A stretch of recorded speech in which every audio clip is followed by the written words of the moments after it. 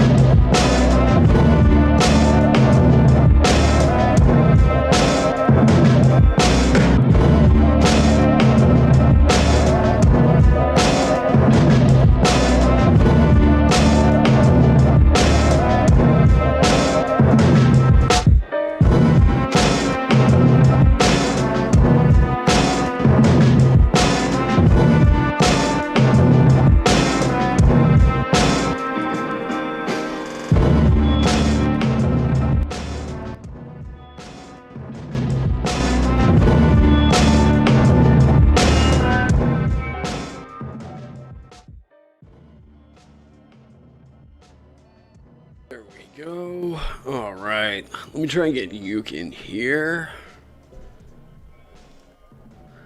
Where have I got? Bam. Hey, everyone. Let me ping him real quick.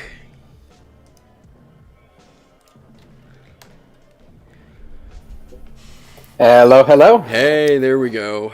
All right, let me see. Hey, chat, let me know. Can you hear Ukulele pretty well? Let's see. Oh, I don't know. What are some song lyrics? Do you know the song "Everybody Wants to Rule the World" by Tears for Fears? I do not. I'm sorry. All right. Well, never mind. That would have been fun. Anyways. All right. So everyone, tonight going over this UA, I've actually got Ukulele Bard with me, someone that's been very active in the Discord server, and someone I previously worked with on Tasha's Crucible of Everything Else. Another really good designer over on the DMs Guild, so glad to have you here. Thanks for this last minute sort of coordination we got. So yeah, thanks for being here. Oh yeah, thanks for thinking of me. Totally. It's gonna be fun. Yeah, this is so this Unearthed Arcana we've got, we're seeing them expand on the lineage system, and let me pull that up real quick so you all can see what we're talking about. Okay, so this is one that just came out today, right? Mm-hmm. Okay. So overall, first thoughts on Lineage. I've said it before on the channel. I'm okay with this system. I don't think that it does, I can see some situations where, this is just going to be the preferred way to, straight up, it's a min-maxer's dream, right? You straight up get flexible ability score choices, you get a feat of your choice. It's a pretty... You're making some really powerful characters with the lineage system, right? And these aren't exactly the same though. The custom lineage is just one specific thing that's a feat and a +2 in dark vision or a skill, but this is something slightly different. These don't go on top of that. Right. If that makes any sense. Right. Oh, geez. Hey, AJ. Thanks so much for the super chat, man. Jesus. Oh, yeah. What time of days is this for a live stream? It's late. I woke up at 5:30 today. I have been having just really weird off and on migraines, for the last, 3 weeks. And, I'm trying to beat one today. But I feel pretty good. Took some Excedrin, got some coffee. Thank you so much for the donation, man. With the Lineage and Origin system, we know that, so this is going to be something that's overlaid on top of you having your character. You take the Lineage option, and then these are going to be things that you take as substitutes for, the feat that it gives you and stuff, I guess? No, not exactly. No, okay. It's the custom lineage is one specific. Okay, so here's a way to think of it. All right. The custom lineage is basically it's you making your own version of the stuff presented here. Right. So you can choose this or you can choose the custom lineage. They don't stack on top of each other. Okay. These are basically this is race by another name, really. Oh, okay. So they're just it has its own quirks, but it's mostly just race by another name. Well, I will say from my first glance at it, I do like the layout a lot more. I like the idea of, it says here type humanoid and undead, size medium or small, speed 35 feet. We cut out a lot of the kind of unnecessary bloat of text that's going on. Yes, absolutely. I think it's fine to go with this. I think that we know what this stuff means. We're just looking for the guts of it. This is information, and I think specifically for an Unearthed Arcana, it is pretty nice to have just straight up. We get the mechanical guts of it right here up front. That is a change I really do like. But let me go. Also, the languages just being separate and just making that a separate rule, regardless of race, is just so much cleaner, I think. Yeah. Well, because really mechanically, what are languages? If we're talking about the kind of power boost that gives you in a game, languages are a ribbon. But Unless you're a wizard, like, in which case, then you might have to read a spell in a specific language. But that's DM fiat, really. That's true. That's true. Like, that's one of the reasons I've been wanting to make this like Rune Invoker class was to make languages actually feel like they're like really meaningful. Like you could only learn certain runes of a certain language, and I thought that was a really cool like way that we can like beef up languages. I love that. So languages are going to be different. That is a thing that I definitely agree with should already just kind of be a thing. Like, languages seem like something that's so secondary to like the mechanics of racial traits. So I am totally. And it also just never made. Do what? It also just never made like complete sense. Yeah. To have it be based on your race, because like in a lot of settings, like just because you are a specific race does not mean that you'll know the language. Aberon being the most standout example. If you're in Sharn, odds are you speak Common and like maybe Goblin, and like you probably don't speak Dwarvish or whatever. Right. Stuff like that. No. Yeah. Anyways, we can move on from that. I like the change. Oh, sure, I do like languages being separate. I do wish that there were more mechanics to like give incentive to take language or certain languages, but yeah, that's me going on a rant on languages. But anyways, creature type. Yeah, I'd rather not. Yeah, hang up. I'd rather not beat the dead horse on separating race from culture. But yeah. Yeah, no, for sure. And that is a change. Like, I've had Eugene Marshall here on the channel in the past, the person who made Ancestry and Culture. And I love that. I really do like Ancestry and Culture. I think that it's, more than anything, it started a really good discussion about, like, cool, well, we can recognize what traits are biological and which ones are, like, cultural, you know? And I think that's actually a more interesting way to build your character. So seeing WotC adopt some types of thoughts behind that is something I really do like. Yeah. It really does seem that like Tasha's was the first step rather than the end point. And that's encouraging, because I'd rather see where they can push this further and yeah, I don't think what Tasha's did was anywhere close to enough in the first place. Yeah. No, for sure. In general, I'd rather race not make an assumption about your personality, if that makes any sense. Like, no, like kobolds still grovel and cower and beg, and like I don't like that. I think it's a step in the right direction. I don't know that Tasha's totally nailed it. That was like one of my critiques for like Lineage, was that I think that what's there meant that it was going in a good direction, but I don't think that Tasha's completely got it 100%. Yeah, but anyways, so creature type is the one thing that I think is going to have a lot of mechanical implications for these new races. I've been working on this undead prestige class thing for a little while now, and the thing that I don't think a lot of people always take into account whenever you're making an undead character is what that means for healing. And these are going to be characters that have the humanoid and undead creature type. So once we get into the races, I think that would be an interesting discussion to kind of have. And then I guess from there, it's really just getting into the guts of Dhampir. So like Dhampir, and now that we've got AJ here, we can get any like lore corrections. So Dhampir seemed to be, at least from my perspective, a way that you can play a vampire without playing a vampire. Like, without getting the real crazy power that vampires get as, like, a CR13 creature. You know what I mean? Yeah. But, like... Yeah, I guess... Yeah, what were you gonna say? I think there's, like, a little bit of a delay on the communication. I'm a little confused why they're... Oh, yeah, sorry. So, what I was thinking is that, like, I'm not entirely sure why they can't just say vampire when that's clearly what they mean. Then again, they also are assuming that you're both undead and humanoid. Right. Which is kind of a requirement to be in a party, because, like, you want Cure Wounds to work on you in the first place. So I don't know. Yeah, well, and if you've got, the humanoid, I always wonder what this actually means mechanically, humanoid and undead.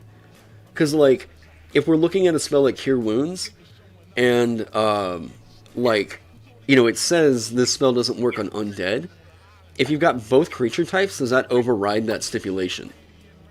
Go over to creature type. That it answers your question specifically. Okay. Go to list of types, and you'll see. For example, the text of Cure Wounds states that it only works on, or it doesn't work on creatures that have construct or undead type. It works on a humanoid. Okay. So if the creature has more than one creature type, if an effect works on at least one of the types, then it works on you. Okay. Yeah, it would probably help if I didn't just wake up 3 hours ago and then got on here to do this.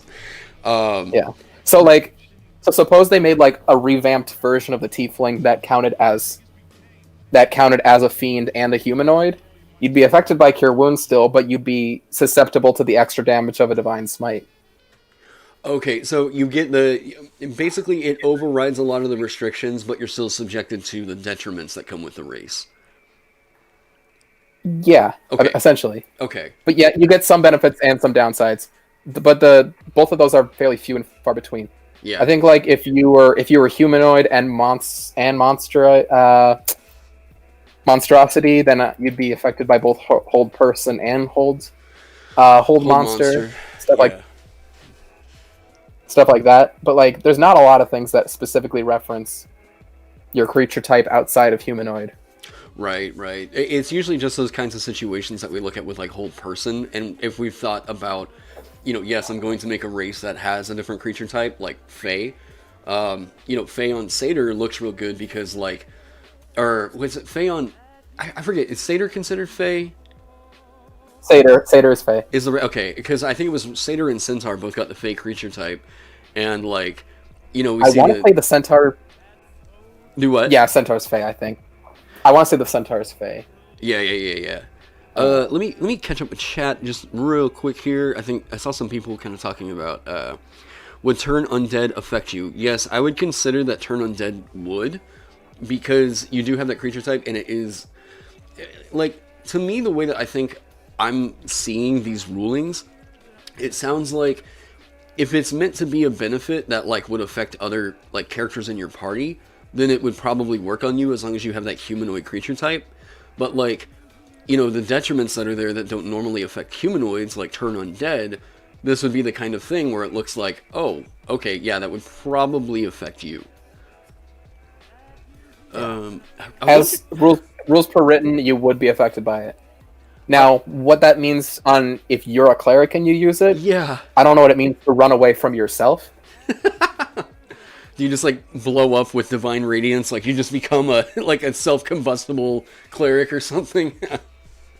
I don't know. Because that's gonna have implications for destroy undead. Oh, shoot. Yeah, no, for right, but it. Oh, shoot. Do you have a challenge rating? Well, CR isn't. Yeah. You don't have a challenge rating, so you don't have a challenge rating. Therefore, I guess you don't die. If you don't have a challenge rating, there's nothing to compare to, right? I guess you can come up with a narrative reason for why that's how that mechanic works, or doesn't work. I guess it's you are channeling the god, so the god is using you, and therefore you're not affected by it. So that's fine. Yeah, they'll probably need to create some specific rule in the Dampier that says if affected by destroy undead, you're only destroyed if your level is less than the CR requirement. Yeah. But or something like that. Yeah, I think even still, it's I guess the only reason why that would come up is if you were running a cleric villain and ran it up against the party, which sounds cool. No lie, gives you more of a reason to roll up a Death Domain cleric against your party. But yeah, it's there. So let's get into the Dampier. Creature type, humanoid and undead. Size, medium or small. You choose whenever you gain this lineage, so you can just be a little gnome vampire now. Speed 35 feet. Yep. Wow, okay, so they're giving you 35 feet. Dark vision, spider... They're giving you spider climb? Oh yeah, it's This I is actually designed a Dampier for an upcoming book, and I was like considering giving him Spider Climb, and I thought that was too much. yeah, that's an at-will second-level spell. Well, it's not exactly that. You just get a climbing speed, and then at third third level. Or third level. Okay, yeah, I guess it is an at-will spell at level 3. Ooh.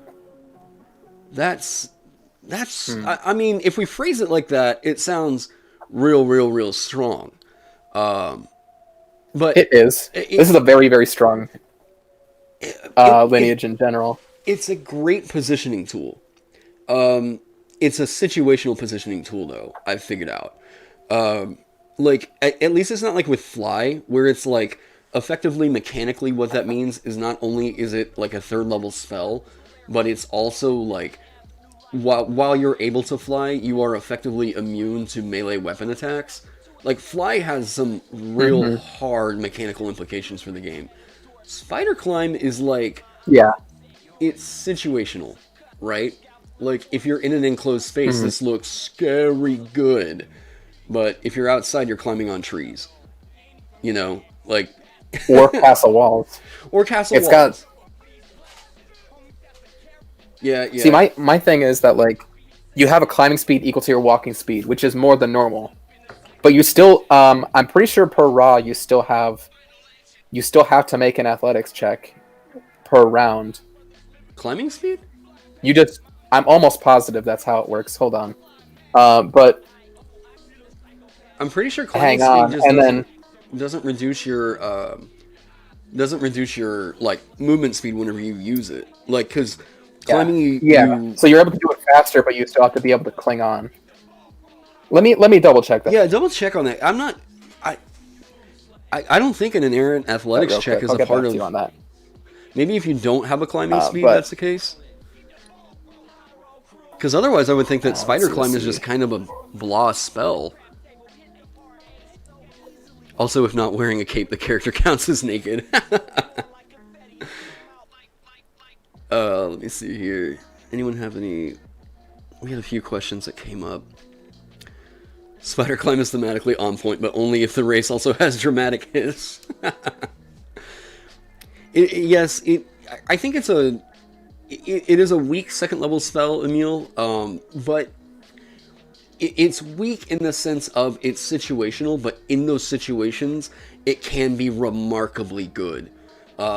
Like, if there is a character, or if there's a creature that doesn't have a climb speed, and you're able to get away from them like that, like, this is a crazy awesome positioning tool. But it is a situational positioning tool. I don't think that Spider Climb is necessarily going to help you be more aggressive, but I do think that Spider Climb, not only for utility and scouting, is this going to be a really, really good effect. I think that in certain combats, this is going to be a really good defensive positioning tool. Let me see. Did you check that climb stipulation? Yeah, so add the GM's option, climbing a slippery vertical surface, or one with few handholds requires a successful strength athletics check. Okay.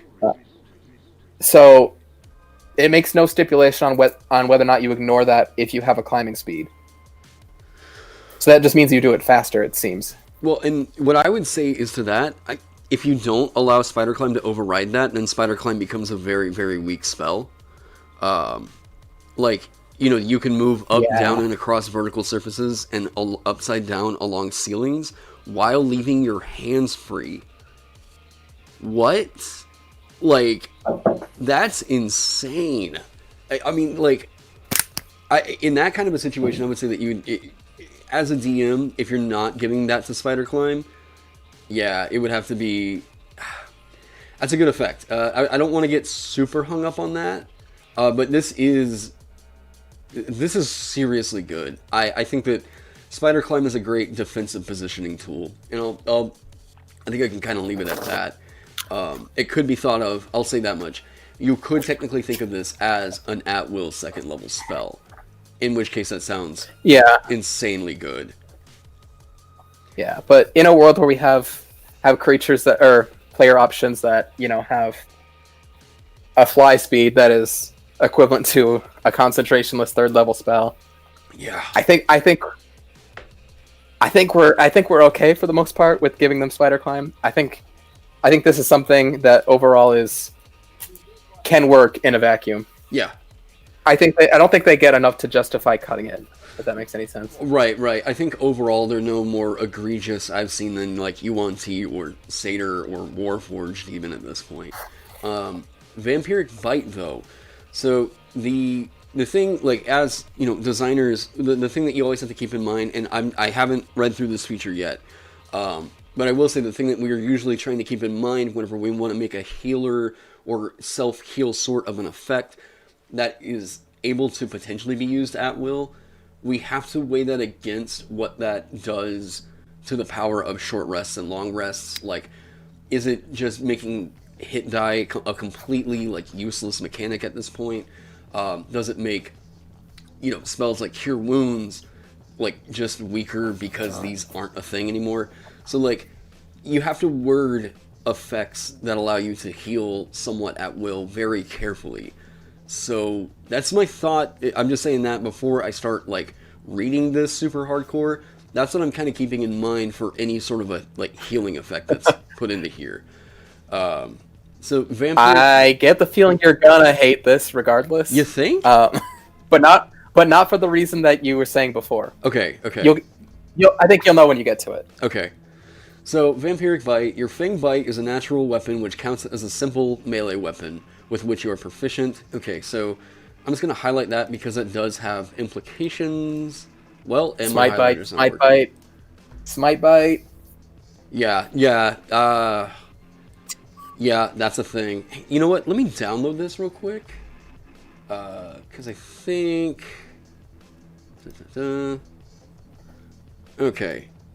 I was just going to download it so that way I could actually highlight this and show people what I'm thinking about. Okay. Oh, okay. Let me scroll back down.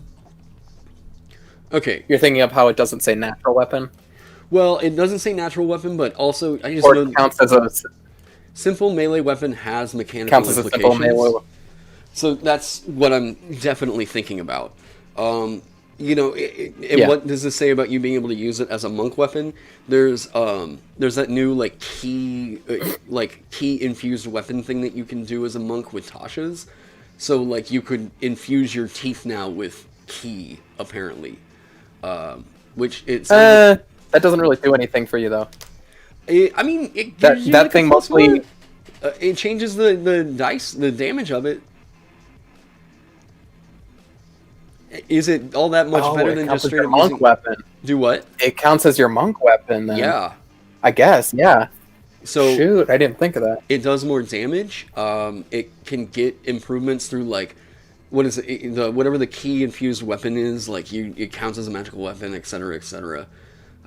You add your Constitution modifier to the attack and damage rolls. To the attack. Yeah. Huh. That's the part that's really weird, because like it doesn't say instead of, it's additive. So this bite is more accurate and more powerful than a dagger, which is fine in a vacuum, but it has some weird implications for like bounded accuracy and all that. That is a plus 3. That's a plus 3 magic weapon essentially. Okay. Or more really. I'm only highlighting that in gray for right now because I am actually worried that may be exploitable. I do think that would start to break down the system of bounded accuracy, like you just said. So I'm gonna highlight that in gray for right now because that is one thing that I am worried about. I don't care too much about damage rolls. That's a nice bump right there. Let me see here. That essentially just makes it into like something comparable to like a D8 or something. I would say that, yeah. Here as a first level character, this is most likely an average, kind of like adding about a D6, and then like after you get your ability score improvement, if you throw that all into Constitution, it's like adding a D8 on top of it. That's actually a good way to think about this, right? Like, if you're using your strength for it, and then you just get to add your constitution modifier to the damage, this is basically like you got 1d4 plus 1d6 damage on this. Like, it's a little weaker than that, but that's something that... Oh, man. It gets a little more bonkers later, too, so stay tuned. Yeah. Okay, I don't want to get hung up on that so far. While you're missing half or more of your hit points, you have advantage on attack rolls you make with this bite? Okay. Yep. So not only are you getting that plus anywhere between +2 and +5 to hit, in addition to your normal dexterity or strength, you're also getting advantage on the roll. Yeah, which has crit implications as well, because then you'll heal more. Wow. Okay, when you use your bite and hit a creature that isn't a construct or an undead, you can empower yourself in one of the following ways of your choice. You regain hit points equal to the damage dealt by the bite. What? Okay, alright. So, that's... Alright. I'll come back to it, because if I stop on everything, this is going to take forever. It's limited, though. So, like... Okay. You can only do it a number of times with your proficiency bonus. Okay. You gain a bonus to the next ability check or attack roll you make. The bonus equals the damage dealt by the bite? Uh-huh. Okay. Let me just make it through all the rest of this. You are breaking bounded accuracy with this thing.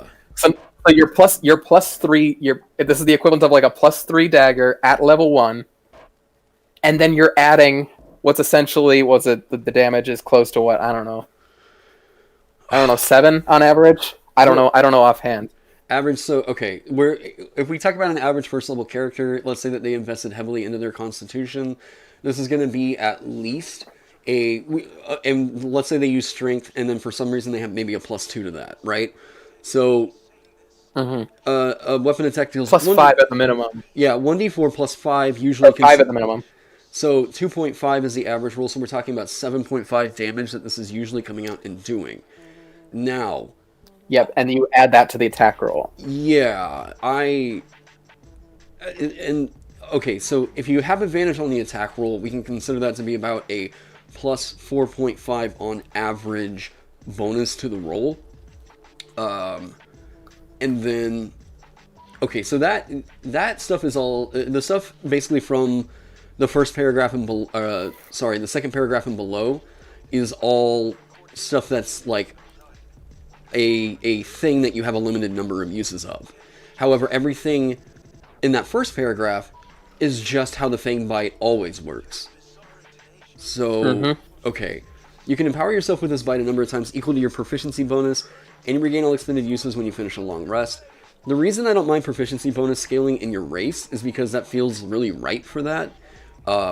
Whereas it's a little bit easier to make some insanely powerful characters if you're doing that through like multi-classing, right? So proficiency bonus scaling through a multi-class or through a class feature is something that I do kind of watch out for, and I don't usually like putting onto an option until about after 9th level.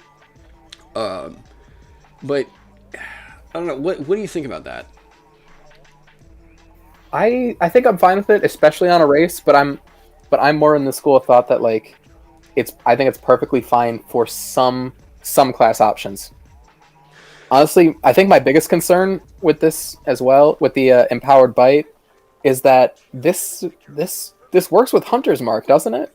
Yep. You gain a bonus to the next ability check or attack roll equal to the damage dealt by the bite. If you have Hunter's Mark up, then you're adding an extra d6. Hunter's Mark, Hex. Let me pull up the wording on Hex. Well, Hex deals an additional 1d6 necrotic damage. That's technically separate from the bite, I would argue. Let me double check. Does that make sense? Yeah, 1d6 necrotic damage. But, okay, so this wording of damage dealt by the bite. So, damage dealt by the bite.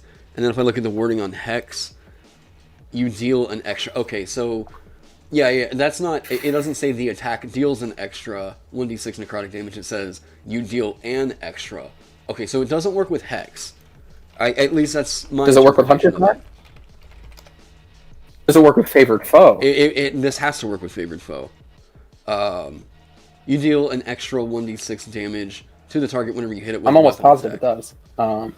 Wait, you deal an extra 1d6 until the spell ends. You to deal. the target. That doesn't say that the weapon attack deals. I think it works with Hunter's Mark. Let me. Okay, so let me tell you why I don't think it does.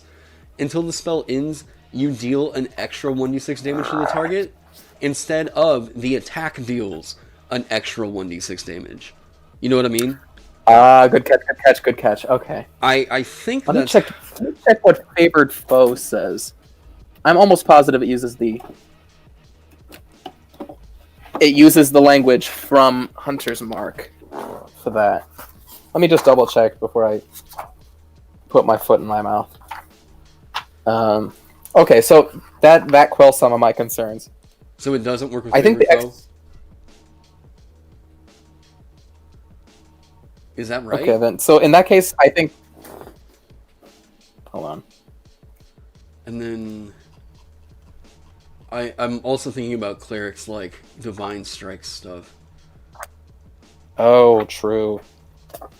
See, now this is like the thing that's like, did they plan ahead? Did they future-proof these additional bonus damage features? I think that this works with Divine Strike because it says you can cause the attack to deal an extra 1d8 radiant damage. Now here's where this is going to start to look really, really fucking scary. This might work with Divine Smite. It works with Favored Foe. It works with Favored Foe? Okay. Yep. The wording here says, the first time on each of your turns that you hit the favored enemy and deal damage to it, yada yada yada, you can increase the damage by 1d4. You're increasing the damage of the bite. You're not dealing additional damage. Okay, so Divine Smite is separate. This isn't as insane. Like, if we're trying to find ways to break this, we're having a pretty hard time finding that. But that's as long as you're interpreting this in the language that Uke and I are talking about. Can you flurry of blows with this? That's a good question, Gerard. It's not an unarmed strike, so no. But it's a simple melee weapon. Which, oh no, you're right. I thought that had you can make 2 unarmed strikes or monk. Okay. So then, nope. Or at least. All right. So they put a lot of fun into this. Yeah, and this is actually worded in a way to where I think we're having as you can tell, me and Uke, who have done like years of design work, are having a pretty hard time finding ways. Ooh, I don't know about that one for me. Oh well, I mean, we've been doing the work. We're having a pretty hard time breaking this. Like, this is worded in a way to where I think that they were pretty careful with it. Can you Divine Fury with it? Divine Fury, is that... What's Divine Fury? Is that Zealot Barbarian? I think that's Zealot.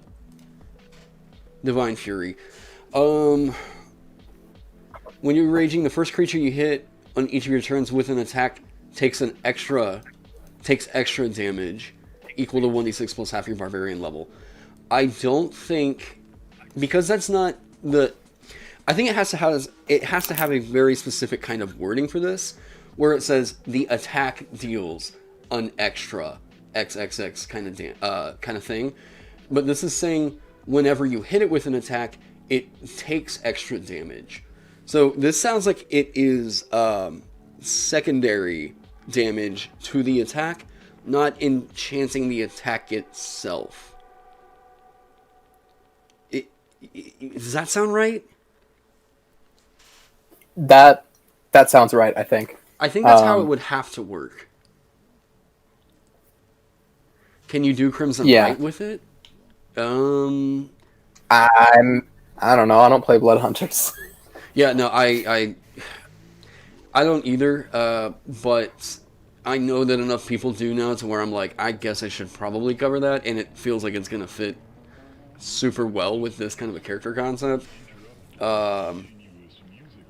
You can activate Crimson Right on a single weapon with the elemental... Yeah, okay. Let me look it up. Short or long rest. I'm sorry, but when I look at the Blood Hunter... It does. It works with Crimson Right. This works with Crimson Right. I'm sorry, but my eyes played it. Do what? Check. Okay, I mean, they don't need to design around popular home That's group, also but true. Yeah. but I think that's fine.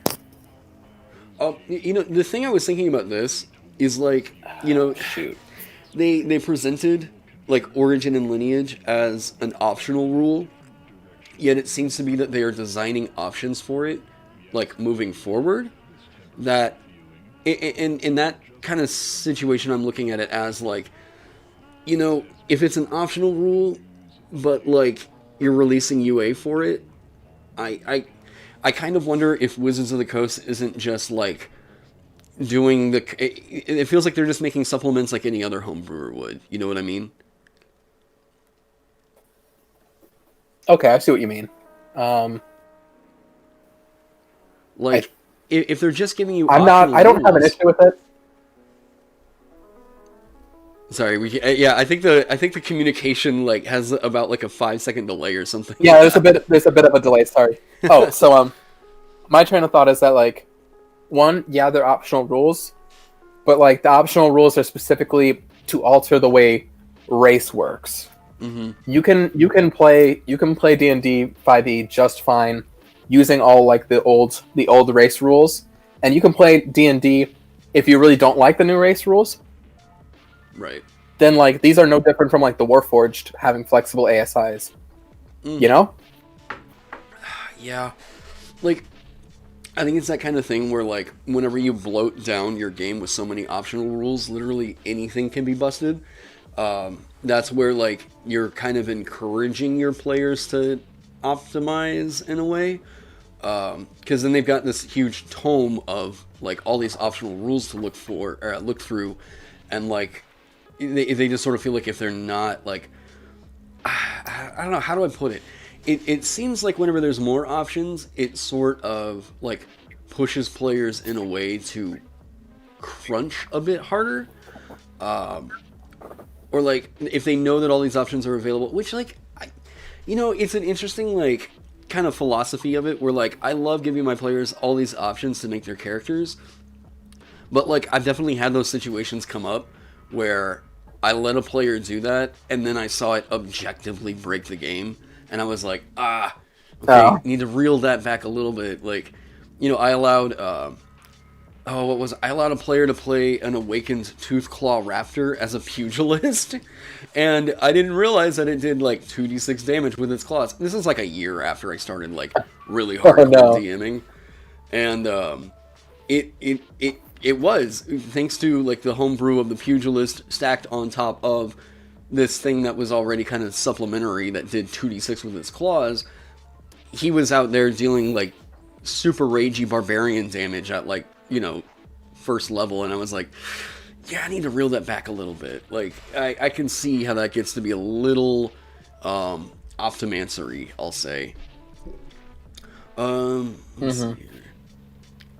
Can't abide no. You guys are talking about gnolls now? Can you play Dhampir gnolls? I mean, if you want to flavor it that way. This lineage. Exploring Eberron has gnolls. Oh yeah, that's right. That's right. God, I love that book. I mean, granted, that is still homebrew, but like, yeah. Well, it's I think. Yeah. Sorry. Oh, so, in Eberron, this is actually, we were talking about it on the Eberron Discord a while ago, like an hour ago, where the Dhampir isn't a great fit for the setting because a lot of vampires are part of a specific religion where they see themselves as giving up their divinity to become undead. Like, the Blood of Vol believes that any undead, not undead life is sacred. However, they need people to impart knowledge to future generations. So some of them give up their own divinity to become undead in order to teach future generations about like the old ways. So they're kind of like sacrificing their chance at like their equivalent of heaven or whatever to better their society. So like it doesn't really make sense for another vampire or dhampir to want to give people this curse. Right. This is a thing they bear, and it's not great, but they're providing a valuable service. So people were like coming up with ideas for like how to fit that into the setting. So people were saying like you could be like I'm a Baron Asamar, I'm a Baron Genasi. No, but like Knowles would be a great one. Like I think this is super on flavor for them. Yeah, I think even oh god, like it really fits on the kobolds in Icewind Dale. No spoilers or anything, but like yeah, there's I can see this adding a bit like because it seems like vampire is sort of a like golden goose that we're all kind of chasing after, is like how can we make this character archetype a thing for players with it being a really reasonable sort of like an option. And I'm glad to see that Wizards is also kind of leaning into that, because like vampires are really wanted. You know, you're not always like thinking of like the Edward Cullen, you know, like type of vampire. Like I think Dracula in Castlevania is a perfect example of like how those kinds of characters can be super compelling. And, like I can't fault anyone for like wanting to play a vampire. They're pretty dope characters. The creature is just, you know, AJ was telling me as I was working on my Undead Prestige class, I was like, so what's the deal with vampires? And he led me on a whole like discussion. Like I have never actually really been horrified by vampires until I talked with AJ, and then I was like, oh, these things are like actual eldritch horrors. Nice. Like that was I don't know. AJ, are you still here? Have you done a video on vampires with like the kind of lore that you I'm told almost me? positive it did. God, because yeah, it was. I feel like that is the thing. I'd be really shocked if he hasn't already. I mean, you've got like what, like 2,000 videos up now? Oh, yep. So he did. He did 4 years ago. Yeah, I need to. And a Ravenloft video. Okay, so I'm not crazy. That is the thing. Okay, so yeah. All right, yeah, I just pulled it up in the second window. Let me see here. Wait, eat a color. Yeah, so that's a. Oh, quick. Quick thought that I completely forgot about is that you can. We were kind of distracted by the extra damage that it dealt, and that you can also boost an ability check. And I think that part, if they do cut the extra damage dealt by the bite, I think they should keep the ability check, because like if I could see like you like running over and like draining a sheep of some of its essence, and to have like the strength to like open up a portcullis by using that extra, what was it, that +7 to your athletics check, right? I'm sure you could like do an athletics check to swim better after you drink a sheep. You could probably use this on your allies if you really need it. Like if you needed, I don't know, say an Arcana check. You know, that was really high. Well, I've used this term here on the channel so many times before, but I'm gonna keep saying it. Bag of rats, man. Like go into town and rat bag. Just a rat bag, most powerful item that you can make as a character. Okay, but the rat bag is limited by proficiency bonus, so I think it's fine. I honestly think it's incredibly flavorful to have a bag of rats that you eat when you need your super strength, like Popeye's spinach, like right. But then and you're sacrificing health, or you're sacrificing combat utility to do it. Yeah. Okay, that's it's so funny that it's almost worth it. Just like, you know what, I'll overlook like the numbers behind it. I I don't mind anti-failure tools in the game. Like, Bardic Inspiration is a great tool.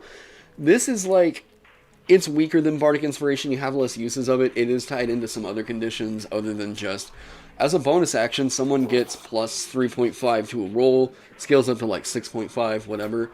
This is like a flat 2 times per day. You can give yourself a bonus to the next ability check or attack roll you make after you do this one other thing. I think my critique of this, like, if we're talking mechanics, are we finding anything that's super hyper exploitable? I don't think so, right? Like, I just think there's just too much in the bite exactly. overall. It's that could be bloated. played back. I think the advantage is a bit much, even for Unearthed Arcana. Mm-hmm. The extra constitution to the hit roll, to the attack roll, is a bit much. Yeah. Because of, like, bounded accuracy being a thing that probably shouldn't be disturbed by races. Right. Now, subclasses, I don't mind a level 3 subclass getting, like, a +1 to an attack roll by, like, creating their own magic item. Stuff like that. That's fine. Right. But, like, but that's a modifier races you have shouldn't mess with control that. of. You know, like, whenever we're talking ability score modifiers being added in addition to something that already adds another ability score modifier, that starts to look a little scary. And I think that this would actually be... Especially if you rolled really well. What I would recommend... If you rolled 2 18s, then, like, Yeah. +4/+4. That's a bit much at level 1. Yeah, I do try to consider, like, point buy. You know, I try to think of it as point buy just so that we have, like, okay, on average, like, this is what we can kind of at least predict somewhat. But yeah, if you are rolling and you get an 18 in your constitution, this is going to be absurd. That's going to be so Yeah. good. But I don't really... I generally assume standard array, but yeah. Yeah. And that's probably a better idea of it. But, like, the other parts... Like, if I could just say, like, what I would clip from this... Okay.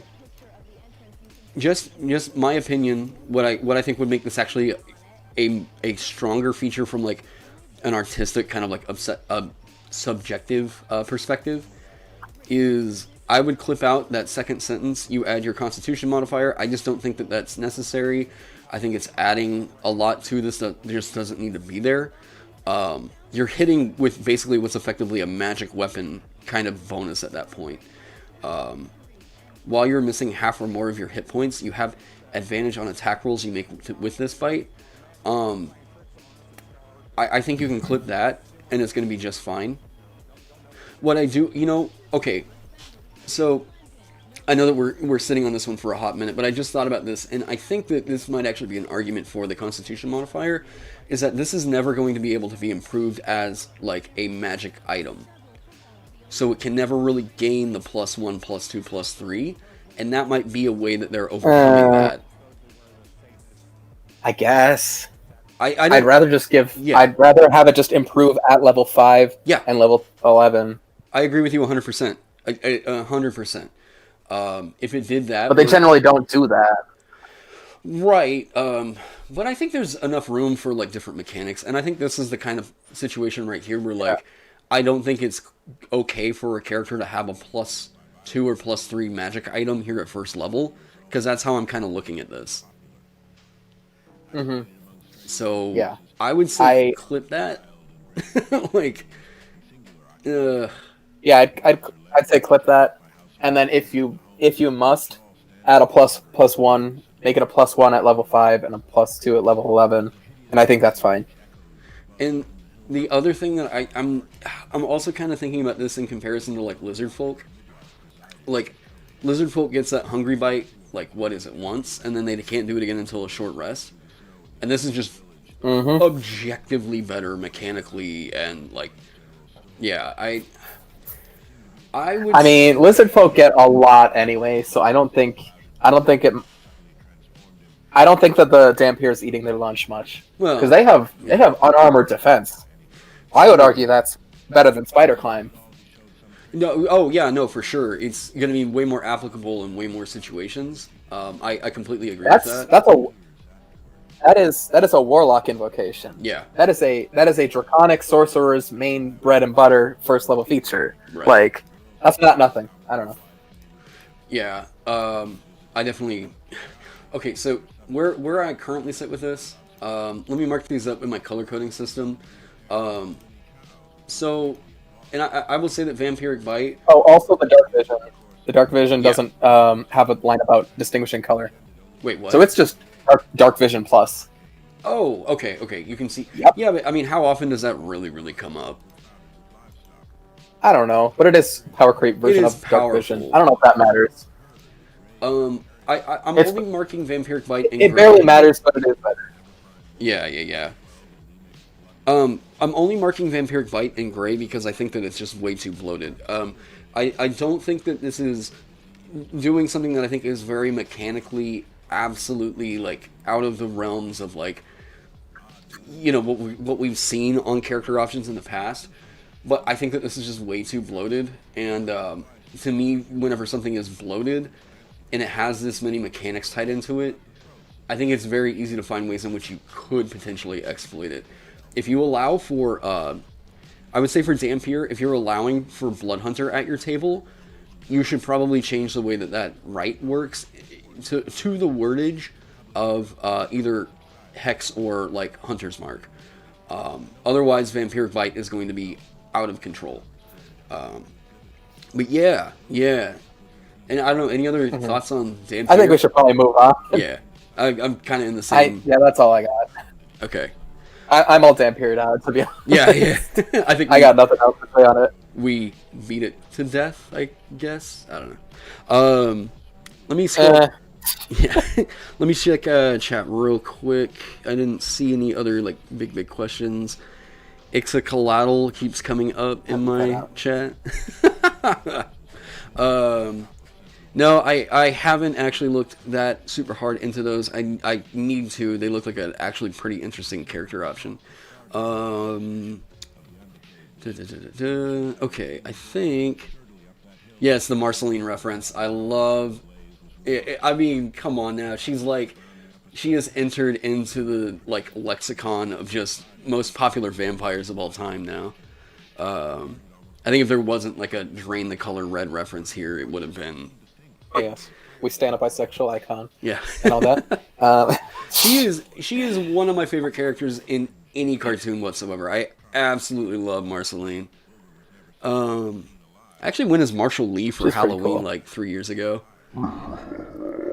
Hey, enemy, welcome. Thanks for subscribing. Okay, cool. I think we're mostly caught up. All right. So I guess I should... All right. So the Hex Blood. First off, I kind of did a double take because I misread it as Hex Blade, and I thought I was in for some. I thought I was in for some wild shit. Right. Well, it's mostly just like a hag, right? Like. Yeah, it's hag light essentially. You can turn into a hag with the special ritual if you do the thing that's mentioned in Becoming a Hag section. Okay. Hags can undertake a ritual, Hags can undertake a ritual to irreversibly transform a hex blood they created into a new hag, either one of their own kind or one that embodies the hex blood's nature. This requires that both the hag and hex blood be in the same place and consent to the lengthy ritual, circumstances most hex blood shun, but might come to accept over the course of centuries. Once a hex blood undergoes this irreversible ritual, they emerge as a hag NPC, no longer under the control of the Hex Blood's player, unless the DM rules otherwise. So kind of like lycanthropy rules in a way. I hit the like button if you like cheese. Thanks, AJ. So in Becoming a Hag, so I started writing for when we were working on Tasha's Crucible. I started writing a Coven Hag, Druid Circle for like the Coven, where you would essentially gain the powers of different hags. And the only real problem I had with kind of scaling down hag power into like a character concept was like, ideally, if I'm making anything based off of a stat block, I want to be able to basically make that stat block using these character options. That's just like a design. To me, it's something I want to be able to do. I think otherwise it feels a little less graceful if you do that. So like realizing, I agree to a point. yeah, like realizing all the powers that they get there. Like this looks for the most part to be kind of like just an honest hag, and I don't know. Maybe if there was some option that you could like choose a coven or so. Well, anyways, that's getting ahead of ourselves. So the Hex Blood Traits. The type you get is Fey and Humanoid. Cool. Size, medium Quick or small. thing, I'm sorry. One thing. Not all hags are Fey, so I feel like you should be able to get the option to choose between Fey and Fiend. Oh, you're right. Yeah, Night Hag. Super minor detail. No. And Blood Hag. Yeah. And whatever the Daughters of Soracella or Neberon, I don't know. No, It barely matters, but well, no, but I agree with you 100%. I think if they went like Hex Blood and did different sub races or sub lineages, whatever we're gonna call that, that would be something. Is that a thing they're gonna want to do though? Oh god, Who knows at this point? It's like optional rules for optional rules at this point. Yeah. Yeah. I think it would just say your choice, or humanoid, and your choice of Fey or Fiend. Yeah. And then have a resilience trait that varies depending on whether or not you're Fey or Fiend. So it could say you would have advantage on saving throws to avoid being charmed, or you have, I don't know, what's a resistance to fire damage if you choose Fiend. I don't know. Oh, AJ just said in chat, Hag started off as Fey. Oh, when can we game again? Hey, I'm game tomorrow if you are. I'm feeling pretty good, so let me know. And my sleeping schedule is kind of adjusted to where I'm actually on New Zealand time now, so we can. Let me know if you want to play tomorrow, AJ. So like, Fey and Humanoid. Okay. So they started out as Fey. I guess is that like, did Night Hags kind of go off into like their own direction at some point? I don't know. We'll see what he says on that. Medium or small. Okay. Speed 30 feet. Dark vision. We know it's standard dark vision. Fey resilience. You have advantage on saving throws. You make to avoid or end the charm condition on yourself. That's a different wordage. Or is it? Yeah, it's different from Fey Ancestry. Yeah. Because Fey Ancestry has a section on sleep as well. That's right. Okay. Saving throws you make to avoid or end the charm. So against being charmed. Is that weaker than Fey Ancestry? But advantage on saving throws against being charmed, isn't that? Advantage on saving throws against being charmed. Doesn't that phrase already cover to avoid being charmed and to end the charm condition on yourself? No, because once you're charmed, right? I think that's a different state. You, at least if we're talking mechanically, the weakness of Fey Ancestry is that it's only against being charmed. Or, oh god, wait, what? Okay, I can. Why is the wording different? No, I can see what you're talking about. I can. Actually, to avoid or end the charm, they might be going with that wordage to clear up that sort of. Maybe they're errata-ing Which good. Fey Ancestry to be more clear. Good, because I mean that I can see now how that. Maybe they're also errata-ing Dark Vision as well. Then maybe. Maybe we're seeing something like the Drake Warden, the Drake Warden's proficiency bonus being in the stat block before we saw it in Tasha's. I'll say I don't. We might be missing some context. I don't mind if the new character options are usually a little bit more powerful than the old ones. If the old ones get errated in future prints to come up to the same power, because this seems like a wording fix to me more so than straight up an improvement. Because I would think that's how that should work. And I actually this feels like a wording improvement in the same vein as like the Tasha's pets. Yeah. In that they got rid of Might of the Master and just put a proficiency bonus equal to your proficiency bonus in the actual stat block. Yeah. Does that make sense? Yeah, no, 100%, 100%. Yeah. Okay, cool. Okay, so Hex Magic. You can cast the Disguise... I like this a lot. You can cast the Disguise Self and Hex spells with this trait. Intelligence, Wisdom, or Charisma is your spellcasting ability for these spells. Choose when you gain this lineage. Once you cast either of these spells with this trait, you can't cast it again until you finish a long rest. You can also cast these spells using any spell slots you have. Okay, I do really like this. The availability of Hex... It is more powerful than most racial spell casting, but it's very cool. But I don't mind if it is, because it means that... I don't mind that it is with the condition that all the old races get brought up to this kind of power, this new mechanic. Like Tiefling or any of the other ones that get a sort of like spellcasting thing through their race. If they're able to cast it using any spell slots that they have, I would love that improvement. That feels like just a great quality of life change. Yeah, especially for sorcerers. Oh, yeah. 100%. Yeah. Oh, my God. Sorcerer would start to look real scary with Hex Blood.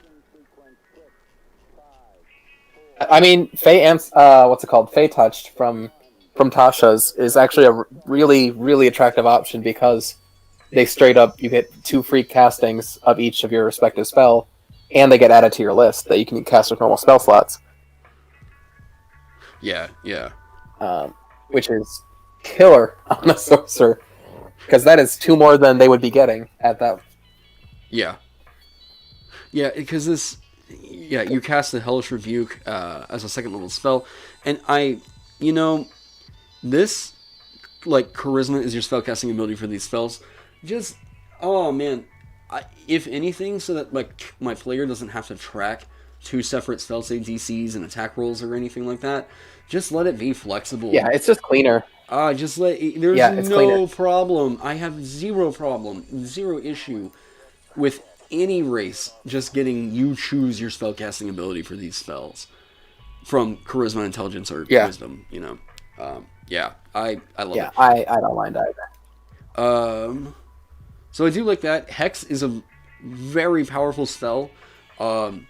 Immediately you're getting bonus damage that you do as a bonus action. It's kind of defining what Warlock wants to do with their bonus action. So like the way I look at designing new Warlock features is like if I give them something that can be used as a bonus action, I want to make sure that it's either... I don't want to give them something that's better than Hex, but I want to make sure that it doesn't get in the way of Hex. So, like... Right, okay. It shouldn't require their concentration, and they should be able to cast it without interrupting Hex in any way. So, like... Yeah, whenever I'm... That just feels like a nice thing to keep in mind for, like, designing Warlock subclasses. Disguise Self, cool. Yeah. Give them... I just think of Hex as, like... I use it as, like, the... Treant Monk uses it as the baseline with which to compare all other damage outputs. And that's, like, my first thought of when I think of Hex, because, like, Eldritch Blast plus Hex is an incredibly simple level 1 loadout that you can take, and you're pretty much guaranteed to do at least decent-ish damage. Yeah. For all people say that like Warlocks are complex, it's kind of hard to mess one up. Yeah. Well, and you take like outside of Pact of the Blade, but yeah, like you take Eldritch Blast. I don't want to get into that. It's whenever I talk about Fathomless, it's one of the things I'm going to be talking about is like how the action economy of the Fathomless makes them incidentally like the best Hexer Warlock of any of them, and because that bonus action Tentacle causes damage that also adds to gets the Hex bonus. So I was like, okay, they have a nice damage spike there, but well, I've got Captain Scurvy shorts coming for that video, so that's soon. Oh my god.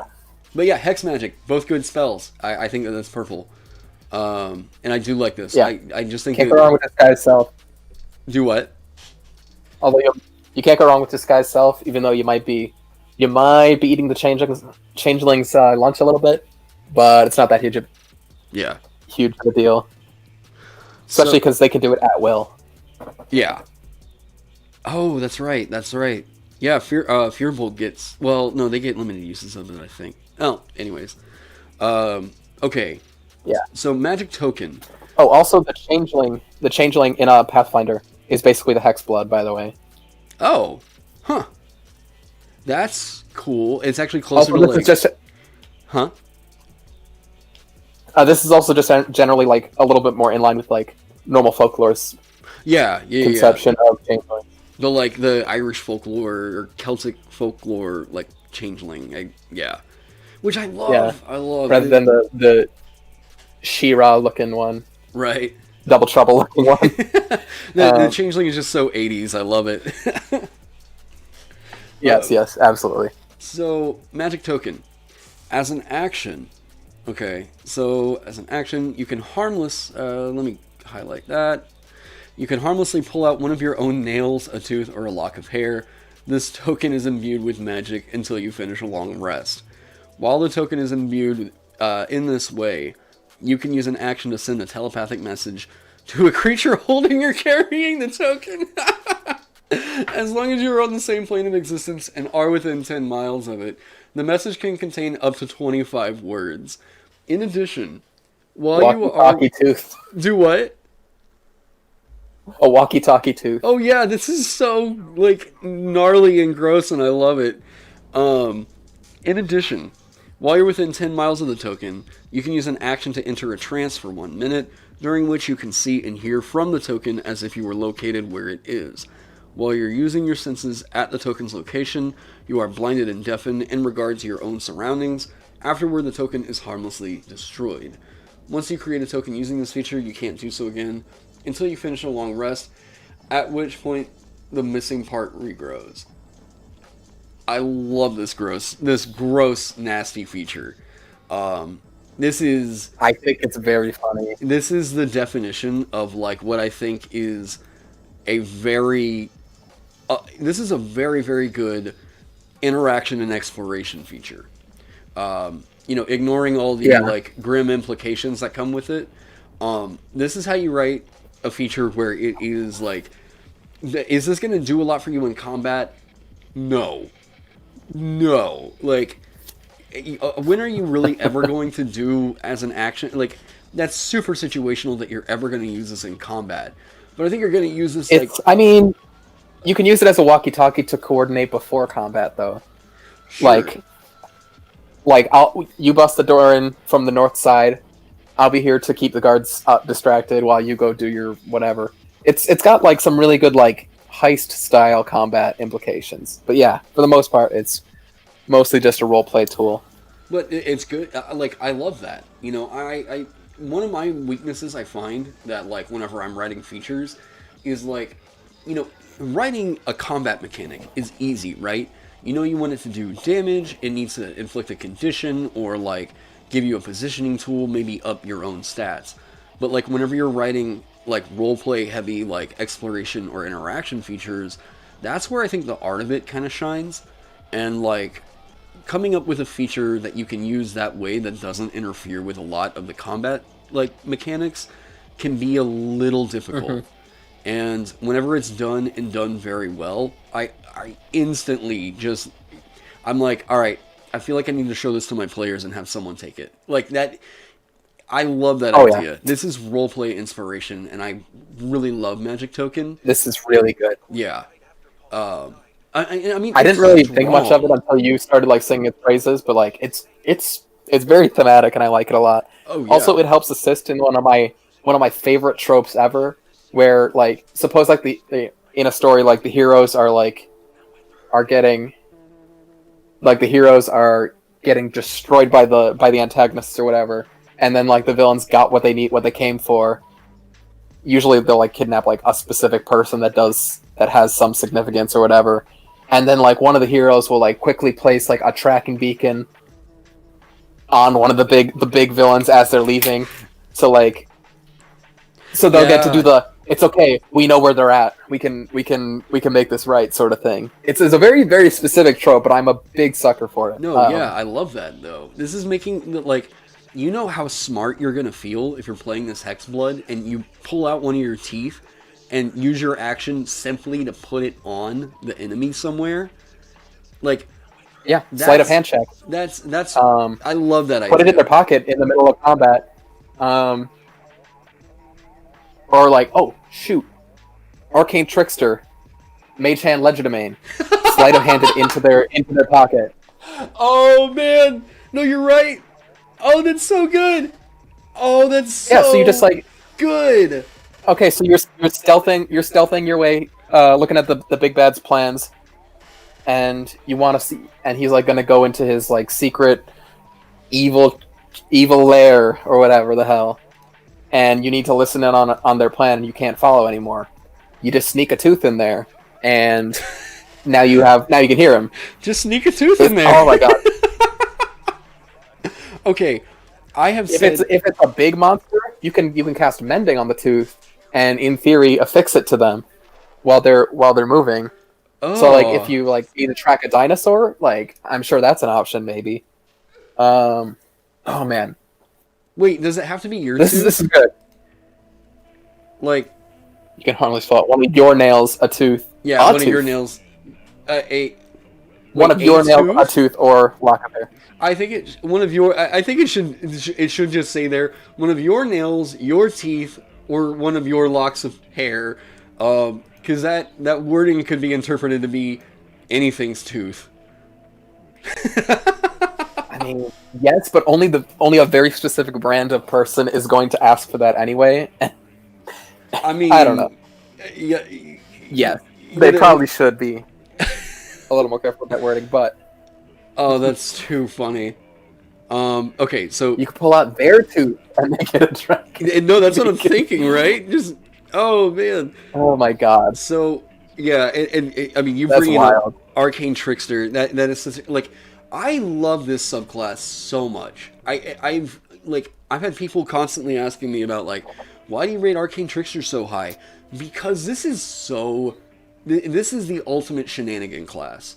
You can get up to so much shit with this subclass. I just think it's good because it like actually gets features between level 3 and 9. Right. In that you get more spell slots and you get more spells. Whereas like rogues are kind of left out to dry in most subclasses where you get your gimmick at level 3 and then you have to wait a million years before you get something else. And if you're an assassin, you're just screwed. You don't get anything. You get a background feature. Oh, but yeah. That's a whole other conversation. Oh yeah, no, for sure. I love some of the comments I've gotten defending Assassin on that video. I was like, whoa, man, we gotta talk about like. Anyways, yeah. It's a great dip. I'll give them that. Do what? It's a great dipping class. So dip 3 levels into Assassin, and then go Gloomstalker the rest of the way. Go Champion maybe. Yeah, I think the thing that could really help out Assassin is if they just got to add their proficiency bonus to their initiative rolls, or like if they just got advantage on initiative rolls, because like if you're going like lower in combat, then like you just don't have features, like that. You don't have a subclass, you know.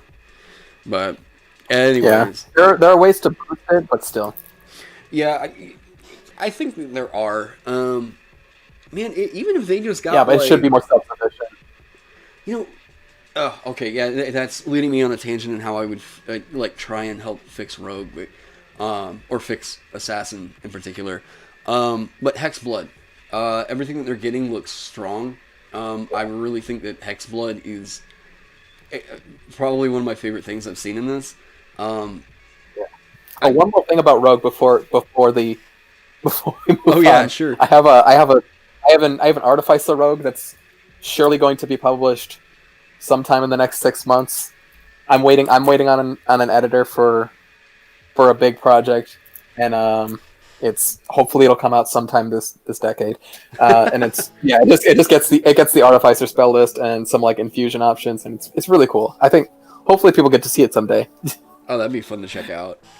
How do you... It has like it works with like Thorn Whip and all that, but like Thorn Whip as a grapple hook. But anyways, I'm getting sidetracked. No, you go for the self promos. The Reborn is zombie right? Like, or It's zombie and it's Frankenstein and it's a different Warforged. okay, reward and stuff for some of the manager.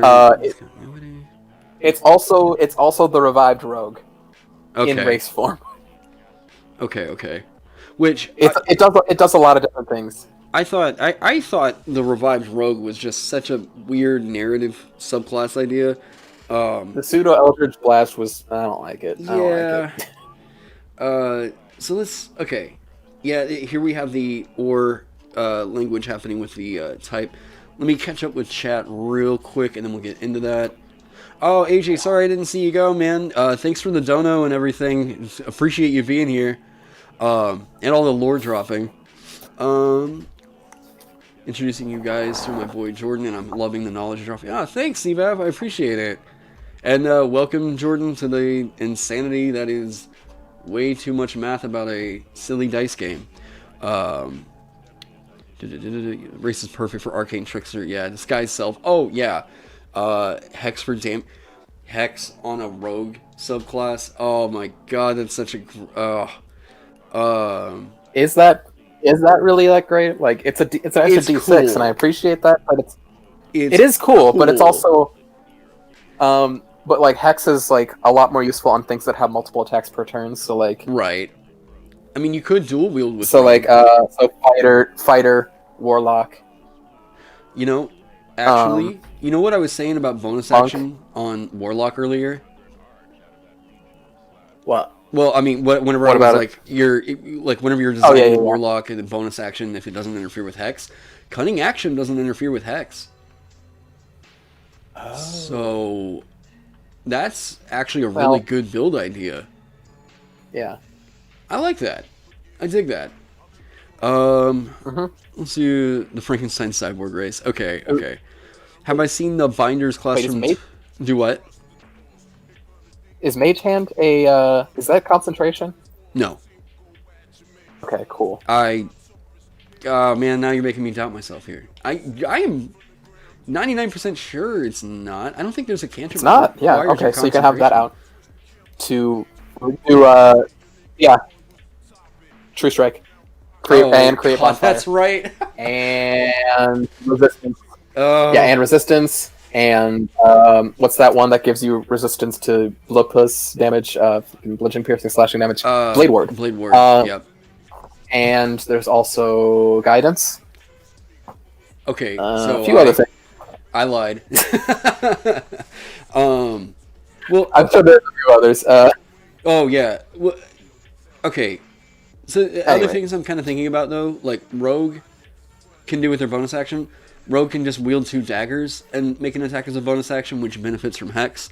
And that second dagger can also get the benefit of sneak attacks. So, like, Hex on top of that is looking real nice. Real nice. Yeah. I guess it's not as great on ranged rogues that are going to be using steady aim, if you're allowed to use steady aim. Sure. But, you know. Yeah. Ooh, man, and I like that character But concept. Crossbow Expert, though. Crossbow Expert bonus action attack. That's... Like, yeah. Okay, Hex is pretty good. Hex is looking real good if you go with a Rogue. Yeah. Your bonus action is it doesn't sound as great on like a sorcerer that doesn't have many multiple attack options. Like your Firebolt is only doing 1 damage roll. Right. Yeah, most of their like continuous They attack. They don't get Eldritch Blast. Right. Which Scorching Ray though, I guess. Yeah, but, I mean, if it's going to require your spell slot usage... Well, and that benefits from meta magic. So... Yeah. I don't know, maybe. Yeah, you can quicken cantrip and then you know, do the Scorching Ray thing. Wait, Scorching Ray is a first level spell. It's a what? Scorching Ray is a first level spell. It's a 2nd level spell. Alright, 2nd level, okay. So, wait, you said quicken cantrip? And that's quicken the cantrip, so cast a Firebolt, and then you Scorching Ray. So that's okay. That's a total of 4d6 necrotic damage over the course of 1 turn. I was like, wait, what? I'm not keeping track for the cost of your racial spell. And the cost of your racial spell use and a second level spell slot. Yeah. Is that worth it? I don't know. I mean, it sounds a little bit more up. Well, it doesn't benefit from Agonizing Blast. So, like, man, Agonizing Blast just makes, like, Blaster Warlock totally possible, and, like, Draconic Sorcerer, though. Yeah. Oh, okay. Putting Hex on a race trait, that is so good. Like, that is so strong. I like it. I really want to try a Maverick Artificer from Exploring Eberron with Eldritch Blast, and then hopefully get a chance to pick up the Hex Blood. So I don't know. I mean, there's. Wait, I can already get Warlock spells from Maverick. I'll say this: Never if a race is making me like think of builds immediately after reading it, that's where I'm like, all right, there's something nice here. That alone, getting Hex as a racial trait is amazing for what that can do in builds. So I'm gonna say that Hex Blood, if this makes it into a book with Hex as, if this like Disguise Self is very cool for it to get. I would say even if this just got Hex as a part of this feature, it would still be a purple. This is so good. Oh. Yeah. I would actually argue it might be a little bloated with both Disguise Self and Hex. And if somebody put a gun to my head, I'd keep Hex. Yeah. Because we already have Disguise Self races. The only way I might possibly ever want to tweak that is, like, if you felt that became a problem, maybe reduce it down to 1 use per short rest or something. Can't do it until you finish a long rest. Okay. But you could... Okay, yeah, I don't know. I just like... or you could say that you could cast one of these spells with this trait. And then you must use spell slots? Well, what I'm thinking is, don't you get a free casting of both of them? Yeah. Wait. So maybe one or the other. Oh, I see what you mean. Either of these spells. Oh, it's already that way. Okay, never mind. It's already that way. You can't cast that spell. I thought you got a free casting of each. No, you can cast... I thought it worked like Fate Touch. Wait, what? I thought it was working like Fate Touched, where you can cast each of those 2 spells for once. Oh, I think you can. But this says... Oh, okay. Yeah. Shoot. You're right. Okay. You can't cast that spell. Yeah. Right. Okay, the way I want it to be is that you have to choose one or the other, so you get the cool combat thing, or you get the cool social thing.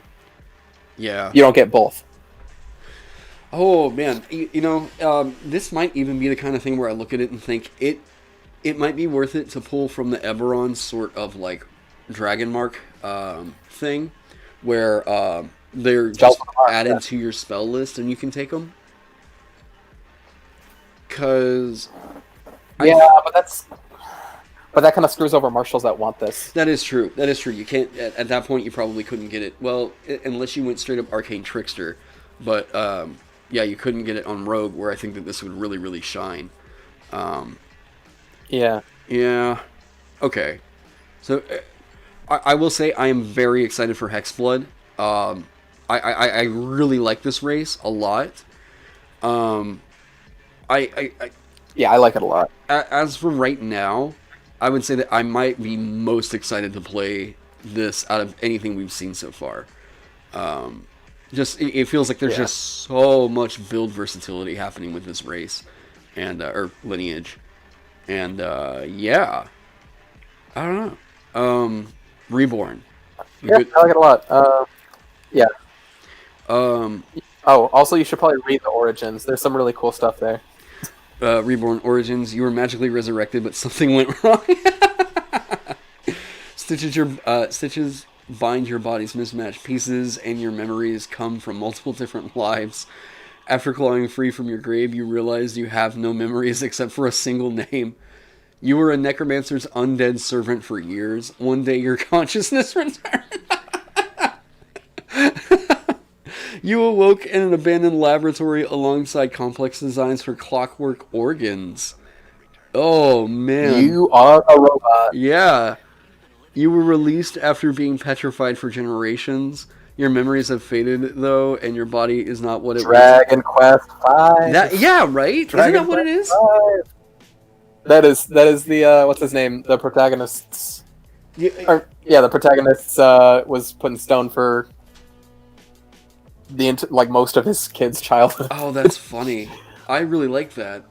And it's funny because one of the guys that's actually on the design team was working for Nintendo of America. Oh, for real? Tamor.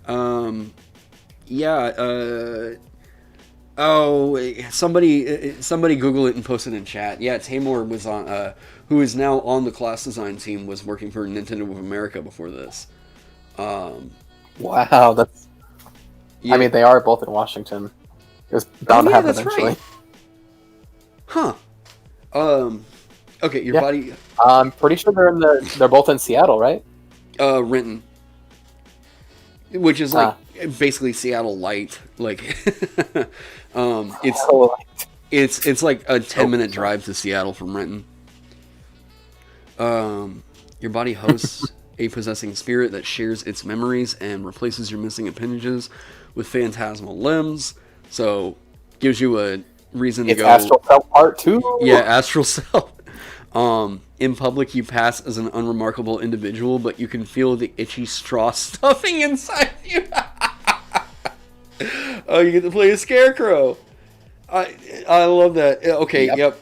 That's gonna be one of my next characters. I'm playing a Scarecrow. Yeah, so you can take like Shadow Sorcerer and take like Darkness and Fear and Phantasmal Killer, Phantasmal Force, Enemies Abound, and you could play the Batman Scarecrow. Oh my god, you could. We like not hypnotic. What's it called? Hallucinatory terrain. Like, oh yes. Man. Hypnotic Pattern.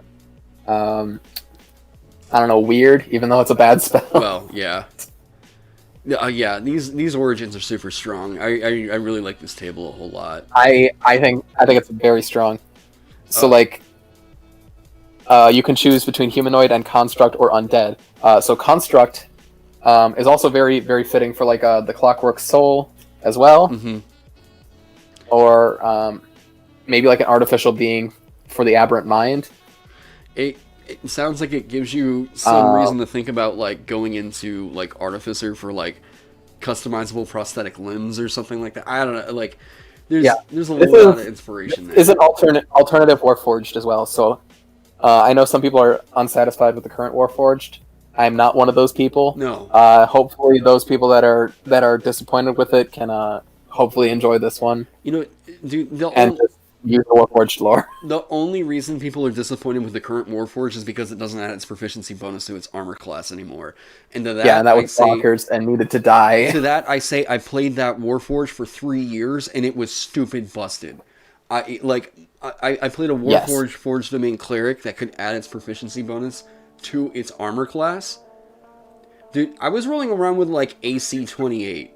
Like nothing could hit me. Yeah, it's a bit. Like it's a bit nuts. My dex save was garbage, and that was the only way my DM could ever hurt me. You know, was like subject me to my weak saves. But yeah, that there was a very good reason why that. Do what? Oh, go ahead. I'm just saying that there was a very good reason why that had to get toned down. Yeah, I don't know if that's entirely fair to say that people only miss it for that bonkers unarmored defense, because like a lot of people did miss the race options, the Envoy versus the Juggernaut. They were interesting, but I don't know that they really were doing a whole lot that you can't just do with the Warforged that they gave us. You know? Yeah, I just think they should have gotten a full proficiency, and I don't know. Maybe you could like choose between a tool and powerful build and call it a day. Yeah. Or choose between, I don't know. Yeah, maybe 2 tools, a language, or powerful build. I don't know. If it was that kind of like, I also tweak powerful. Like my opinion on powerful build is kind of biased because I allow that to work for grapple checks. So I do kind of like, just my personal table. I weigh that a little bit heavier. But no, I do see that like normal powerful build is worth about as much as like a tool proficiency or two. Yeah. So, size, medium or small, you choose when you gain this lineage. Keeping in mind, I guess it's the fact that this is on a player character that does have the humanoid type as well. Like, I do think that that's the way that they should have probably gone with Warforged, because like having construct as your creature type would make you feel a little bit more, more forgy. Speed of D&D 3.5 actually had a special creature type for Warforged specifically. Really? It was called Living Construct, and like it had some construct like qualities, but it also like it could heal. Wait, I'm almost positive it could heal. I think the caveat was, I think you like healed half from like healing spells or something. God, I have so many 3.5 books, but none of them actually have like player content. I just have all the DM focusing Eberron books. Oh yeah. I don't have it. It's all good. I know at some point. Yeah, I don't know offhand, but yeah, like I know this year. God, like hopefully, because I'm doing a whole big like build in my studio now. Yeah, I've got new lighting coming in tomorrow. I'm hopefully getting a new camera sometime within the first quarter of 2021. But one of the big things I want to do is like I want to deck out my library with like, because I've got a lot of older D&D books, but I am notably missing a lot of the like 3.5 character options, because those go for like $60 and they're expensive. Over, like because they're out of print. And Dungeon Master Guild's print on demand service is amazing.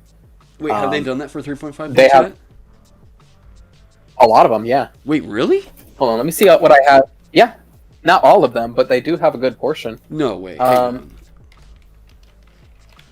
Here, so I have a copy of Sharn. Sharn's not print on demand. I actually had to scour eBay for that one. Secrets of Sarlona from Eberron is there. I have let's see. I have the 4th edition Eberron campaign guide. I'm gonna buy the Eberron campaign setting from 3.5 as well.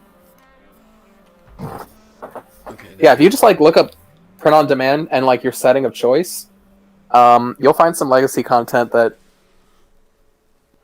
does that have that's probably in stock. Does it have a tag that you have to put in, like because I see like Magic Item Compendium soft cover, okay, watermark PDF and hardcover. I did not know that they were printing legacy books. Yep. 3.5 it's super duper nice. It's Planescape has got I was thinking about getting Planes of Law, because I was considering like doing like a Mechanist themed campaign. Right. I don't know. I mean, they have a decent selection. They've got a lot of they have a lot of the Eberron stuff available in at least watermark PDFs. The thing I was really wanting though is like the hard. Yeah, I'm not seeing hardback for any of the like player option stuff. Most of them, if they have print on demand, most of them have hardcover. I only ended up getting Secrets of Sarlona in soft cover because that was the only option they had. But like most of the Eberron stuff, at least, has a hardcover option if they have print on demand. Gotcha. Okay. Man, yeah, that should be something that they totally hop on, because I do not want to pay like $200 for old legacy content. Yeah. Super important for preservation's sake. Yeah, it would be cool, but I can see possibly reasons why they aren't printing it that way. But yeah, I mean, the reason why is because they don't have good copies of all of their stuff. Yeah, they probably much in the same way that like Toei Animation tossed the masters with the original audio for Dragon Ball Z. Really? They did not do a good job. Yeah, if you ever wonder why Japanese Dragon Ball Z sounds muffled and staticky, it's because the it's a very, very long story, but essentially like they tossed out all of their masters. And now a fan restoration project has actually taken all the broadcast audio that actually sounds super nice from like old VHS tapes. They found every single episode, and they've restored it, and it sounds beautiful. Holy no crap! kidding. Yep. But no official release will have it because Toei Animation isn't interested in preserving their legacy audio, even though Masako Nozawa is a legendary voice actress for Goku, and she did an incredible job, and people should be able to hear it without being muffled.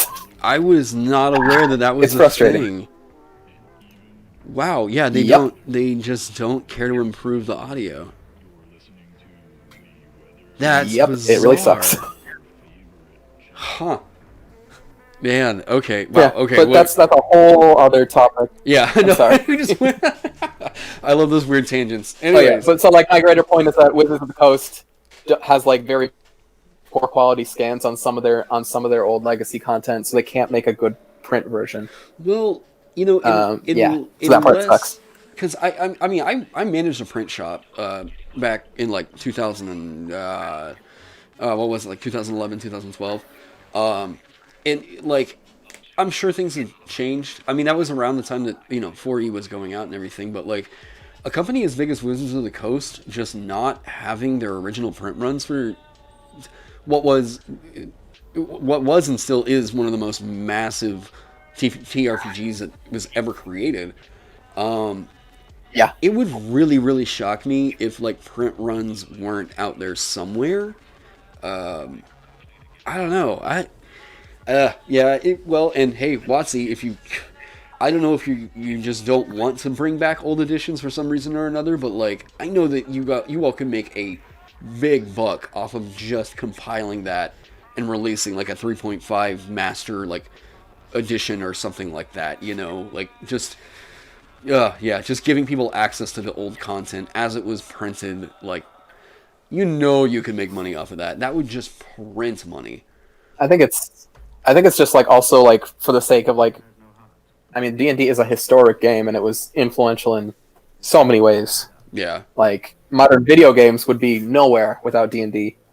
Oh yeah. 100%. So stuff like that should be preserved. Even though a lot of it is like kind of awful and like super racist and like. Well, they did fix a lot. Like, I mean, we're not talking, Adventures of the Orient like getting preserved or anything, but like, I just mean like core stuff that was like should be at least preserved. Yeah, for sure. I mean, player options, Dungeon Master's Guide, Monster Manual, like keep all the bestiaries. That's the kind of stuff that I'm like that. Yeah, you can't overstate how influential that stuff was, not just on TTRPGs, but on just gaming history. Like Bethesda games probably wouldn't. And like even if like a lot of it hasn't aged well because it was written by white men in the 80s, it's still like it was still important to see what worked, what didn't work, all sorts of stuff.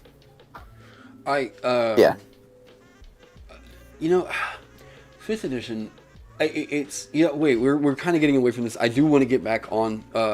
We can talk about that after the Reborn, but I do want to get back onto this thing. Sorry. So the Reborn, here we have size same as we've seen in the other ones. Speed 30 feet. Okay, so Dark Vision, as we've seen before. Deathless nature and knowledge from a past life are two brand new ones. You have escaped death, a fact represented by the following benefits. You have advantage on saving throws against disease and against being poisoned, and you have resistance to poison damage. Okay, gonna just give that a purple right now. That is always going to be useful. You have advantage on death saving throws. You have advantage on death saving throws as a part of a racial trait. Honestly, I think it's fine. You think? I mean, that is situational, but like, that is so... I mean, what are the odds of you actually dying from a failed death save if the enemy aren't like actively pursuing you? I mean, I do think that the death save mechanic... Because you have so much leeway. It's You have so much leeway. It's very much structured and designed to favor the party. I 100% understand that. Like, most characters don't die in D&D unless it's from quick objective obliteration, you know, like rocks fall, everyone dies, or something is literally up above you with multi-attack, ravaging your body. You know, like, those are the two situations where players just straight up die, or, you know, a Sphere of Annihilation. And I guess you could say natural causes. But for the most part, in combat, yes, death saves are a mechanic that is meant to favor the party. They're mostly just to build tension rather than to actually kill you. At Yeah. least in my eyes. Yeah, I can agree with that. Yeah, and I don't actually have a big problem with death save mechanics as a whole, but it is worth, I guess, coming to that agreement that it is definitely something meant to favor the party. And Yeah. I guess this is like looking at it as like you have advantage on a situational check that you make in which you usually are going to come out ahead anyways. Like, yeah, I do think that there's more likely you're going to be like brought up by something like healing word before, you know, success on saving throws. Yeah. Oh, hey, thank you for the donation, Moonring. Really appreciate you. You don't need to eat, drink, or breathe. So, Standard stuff. standard A lot of stuff stuff. can do that. I do think that, like, eating or drinking are, like, because I'm running at my tables, and, like, if you don't need to do that, I think that it kind of hurts some fun roleplay. Of, like, characters are going to cook, and then, like, are you going to eat it? Whatever. I just think that that's fun. I think if you have a secret where people don't know that you are undead or beep boop boop beep, then it could be fun. Where you could have to pretend to eat and like do a sleight of hand check to quickly toss the wine out of your glass out the side before they notice. like, While you pretend to drink. Just so it doesn't mess with any of your wiring. Yeah, like there's I don't know if you've seen WandaVision, but there's actually a bit in there. I where, haven't. like- I need to watch that. I've heard really good things about it. I've only seen the first 2 episodes, but it was very cute. And yeah, there's a whole bit where it's like Vision's like trying to, like, he gets invited to like eat something, and he's like, "Oh yes, my favorite," and just chews it forever. Oh man, yeah, I need to watch that show. I've heard, like I said, I've heard a lot of really good things.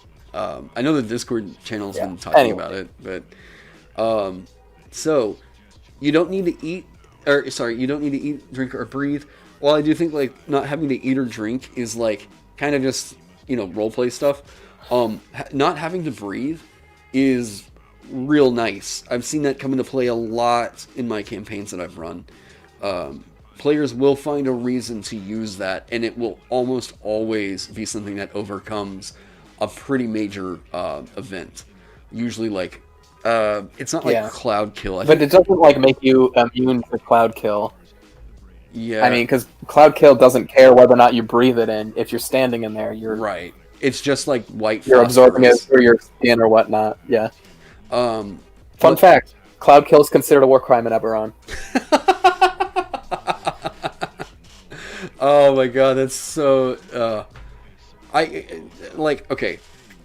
But the situations that this does overcome, right? Being underwater, being buried alive, being like portable holes. Like there are so many ways in which you can make this actually pay off and be very impactful in a game. Bag of holding. That's what I'm thinking of. Yeah, you can sit in your bag of holding without having to come up for air. Right. Like, yeah, you've just got a home now. A bag of holding is now a home for you. Like, wait, that's the genie's vessel from one level of Warlock. It's a very nice. It's that in a race. Like, assuming you can have the common magic item. But I mean, like I'm saying, you know, or being eaten. There are situations where I think that, like, you know, breathing can be argued to be fairly easily a good mechanical bump. So this next part of it, you don't need to sleep, and magic can't put you to sleep. I've given that purple. You can finish a long rest. Immunity to a first level spell. Do what? Immunity to a first level spell. Yeah. That a good one in that would sleep. A very good one. That's not nothing. You can finish a long rest in 4 hours if you spend those hours in an inactive, motionless state during which you retain consciousness. Have you... Okay, so I've got 2 elf players in my Icewind Dale campaign right now. Both have trance, both love using it. Have you really felt like that ever really swung a game in any way? Not really, because a long rest still requires 8 hours of rest, regardless. This just allows them to do stuff with the remaining 4 hours, like inscribe spells. Sure. Do like a little bit of magic item building in their downtime. They get 4 hours of downtime essentially. I know some players try to take trance as can I turn a short rest into a long rest, and that's definitely not the case. Right. But a lot of people try. I've had at least 4 or 5 people ask that. It would be a bit easier to make the negotiation though, of like you can finish long rests in dungeons. You know, you can do that a lot easier, and you're going to be less susceptible to like random encounters. But I think mechanically, is this doing anything that's going to be any better than trance? And we don't usually value trance super highly. I think that this is going to be totally fine. Wait, hold on. Wait, hold up. Elves don't need to sleep, blah, blah, blah. While meditating. Exercise become... Trance keeps you aware to the outside going-ons. Yeah. Oh, shoot. Okay, I miss... It does shorten the long rest. Yeah. Still. But the rest of the party still has to. So I don't think it's a huge concern. Right.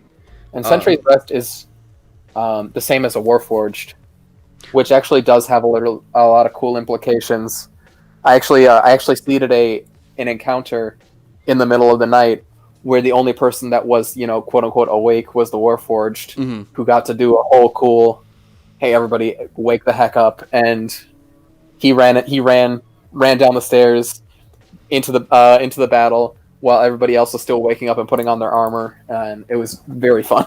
Yeah, like they're usually very cool story moments, and then they're gonna feel like my racial trait paid off.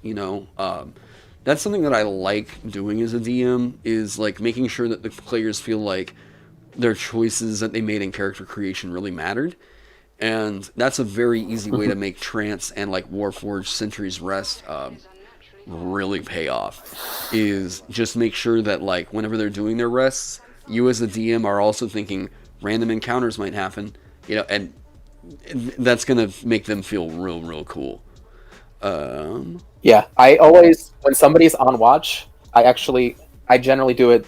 I ask them to make a perception check, and then depending on if they roll high enough, I'll flip a coin to see if there's something that's worth investigating out there. I'll say like, oh, you hear snarling in the distance. Do you want to investigate, or do you want to wake people up, or do you want to do nothing?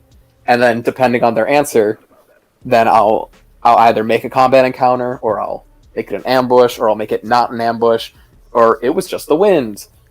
All those. Yeah.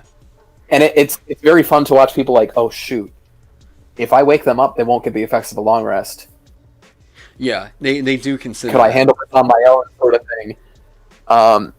I've had some players think like, okay, the rest of the team really needs this right now. I'm just gonna go investigate on my own. Yeah, and that's I would never put them in an unwinnable situation because of that, but I would probably put them in danger because it sounds fun. That's the time where the beast tables really come into play, because like, am I gonna throw a displacer beast at a character that goes off to investigate by themselves? Unless they're like 9th level or higher, most likely not. But those are cool situations where, like, if they see a bear, they're gonna really consider, should I, okay, what do I just divine smite the bear? Like, but, yeah. you know, they, in those situations, I think that these are very, very cool for exploration. And it's one of the reasons why I feel like doing wilderness survival kinds of aspects of D&D is so important, is because it will make features like this feel like they were a significant choice to the player. Yeah. I actually kind of think that this is one of those things that are going to be banned at a lot of tables because the DM really cares about actually gathering food and I'm that DM. Like, you know, I am the DM. And like eating and drinking and breathing. Yeah. So like some DMs will care and say, no, you can't play this in a survival game. The entire reason why I bring a deck of cards to the table, like because I have my dice and all that other stuff, but I have a deck of cards with me all the time, is because that's how I'm going to run foraging. That's how I'm going to run a lot of the survival wilderness kind of stuff. They draw like a heart, like a 4 of hearts. Well, then that's going to be a certain type of produce that they find, like carrots or whatever.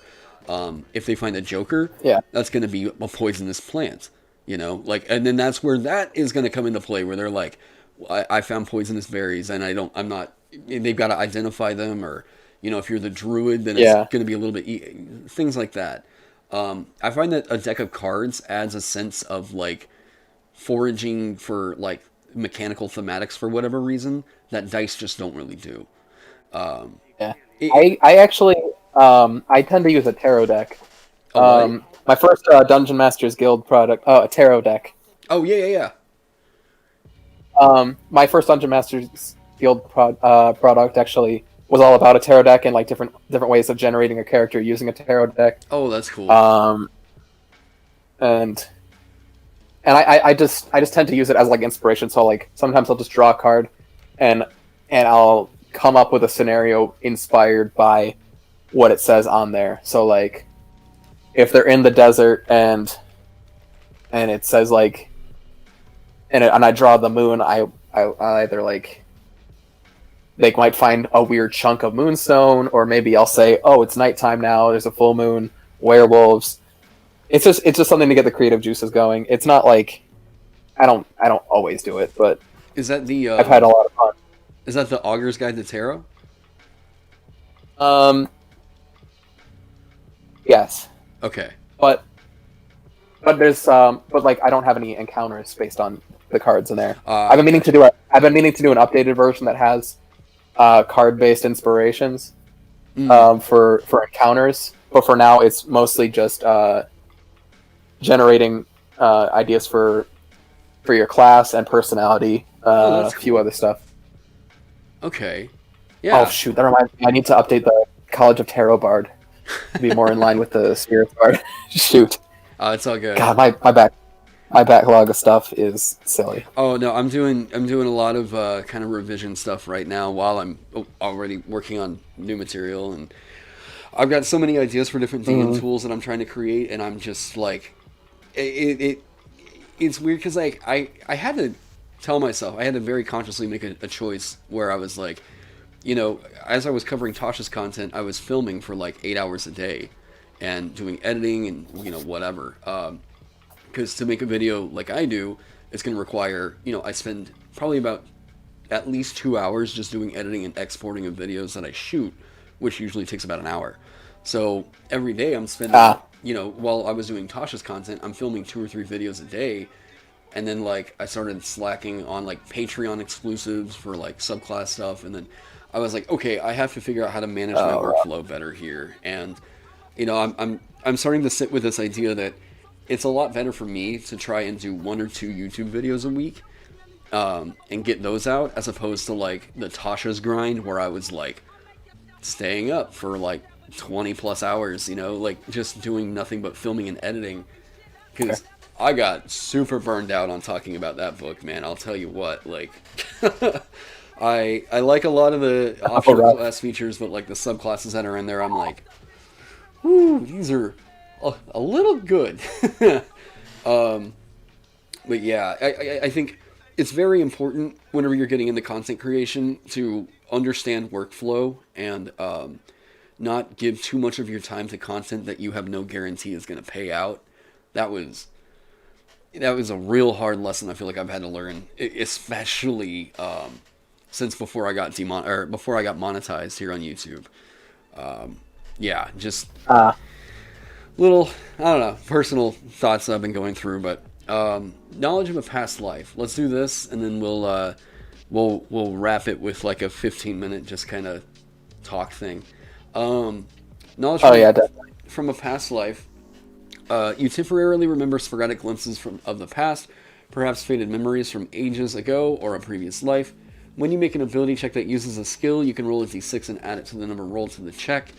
You can use this feature a number of times equal to your proficiency bonus, and you regain all expended uses when you finish a long rest. So, okay, this is d6, so average roll of 3.5 on any ability check you make that uses a skill. So, like, I don't mind this so much. I don't think that there's any real inherent balance issues with this. It's better than, like, it's better than Jack of all trades, you know, like, straight up, this is better than that. Well, no, because Jack of all trades applies to, counterspell and initiative rolls, so that's not right. Also, Jack of all trades is a passive thing that's always on. True. I was mostly just thinking about the bonus itself, but no, yeah, that's for the entire mechanic. No, 100%, yeah. I guess this is actually very comparable to the intuition die from the Eberron Dragon Marks. So like each one has like a specific skill that you can add a D4 to. Some of them have 2. So like the Mark of Healing Halfling has like they can add a D4 to any medicine checks. Trying to think. The Mark of the Mark of Storms can add it to acrobatics. Shoot, I don't remember offhand, but like it's in the same vein as that. Okay, but that's a thing that's constantly on. This seems like okay to me. This seems to be something that like is trying to drive home a specific narrative. That's like, I don't know. I think this might be better as a like sort of this is part of the reason why I don't like undead as a race option necessarily. That it overrides a lot of your racial stuff, and why I've been kind of making it as a prestige class. Because knowledge from a past life feels very, like it drives home a very specific kind of undead, you know? Like, I guess it makes sense as zombies, but even as, like, constructs, if this is the only option that we're going to get to play a construct, I don't know that this is the kind of narrative I always want tied into being a construct. You know what I mean? Exactly. Yes, it works perfectly when it was a revived rogue. Like that made sense. I mean, the revived rogue itself didn't really make a lot of sense, but when this feature, right, this feature could pass on a revived rogue because it's like, oh, you're a rogue, you do skill stuff. People from your past life giving you advice on skill stuff. Like, but yeah, it doesn't quite fit for a construct unless you're like, I don't know, programmed with. I think programmed to like be good at it. I don't know. It makes 100% sense here on the Reborn, right? Like on this specific instance of construct, yes, it makes sense. But yeah, this is. I feel like the Reborn should maybe be split into 2 lineages. Yeah. No, so have one be a construct. So one's a Reborn, one's a created. Well, and whatever that may be. The thing to me is that the lineages are starting to kind of feel like prestige races. You know what I mean? Like, you can take this and it overrides some of your racial traits, sure. Like, it does have that stipulation, but like, I don't know, knowledge from a past life. I'm getting a kind of prestige class vibe from this, but it's not the same. I'm trying to figure out how to put it.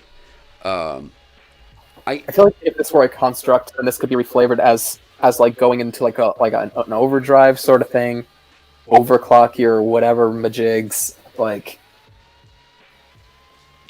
maybe I don't know, your hydraulic knees are activating, and now you have athletics. Yeah, a plus 6 on your athletics. I don't know. Well, and the thing my gripe, I guess, with this is that I would say that knowledge from a past life should be like maybe a specific set of ability checks, not necessarily any ability check, because then it just feels like, wow, it's a big this makes you a skill monkey, and I don't think that that's what this should do. You know, like I would think that any feature that gives you like the skill monkey kind of things, where like any ability check, bam, like, you know, you get a bonus, that should be tied into things, right? Like Artificer, Bard, Rogue are all skill monkeys for a certain reason. This is just doing it because it's like you died and you have previous memories, and so then therein you get specific ability check bonuses. I just don't think that the narrative is totally strong enough to justify this being a skill monkey. You know what I mean? I get that, and I do. I think this is a thing that can be slightly toned down and like reflavored to make it so that it makes sense. I think it would make more sense for it to be on specific things that you choose. Yes. Yeah. So I think it would be like choose 3 skills, choose 5 skills. I don't know. Choose an X number of skills, and those are the only ones that you can add this D6 to. I would say, and I would like that a lot more, because it would make you think about the past life, right? Or on skills you're not proficient with already. It could be, and I don't even think you need to go that far, right? It could be, because I'm looking at this as you have basically first level Bardic Inspiration, or you have, you know, Bardic Inspiration kind of always on a certain number of times. Well, like, so that's not always on. Yeah, I would say that it makes you a good grappler too, by the way. It does.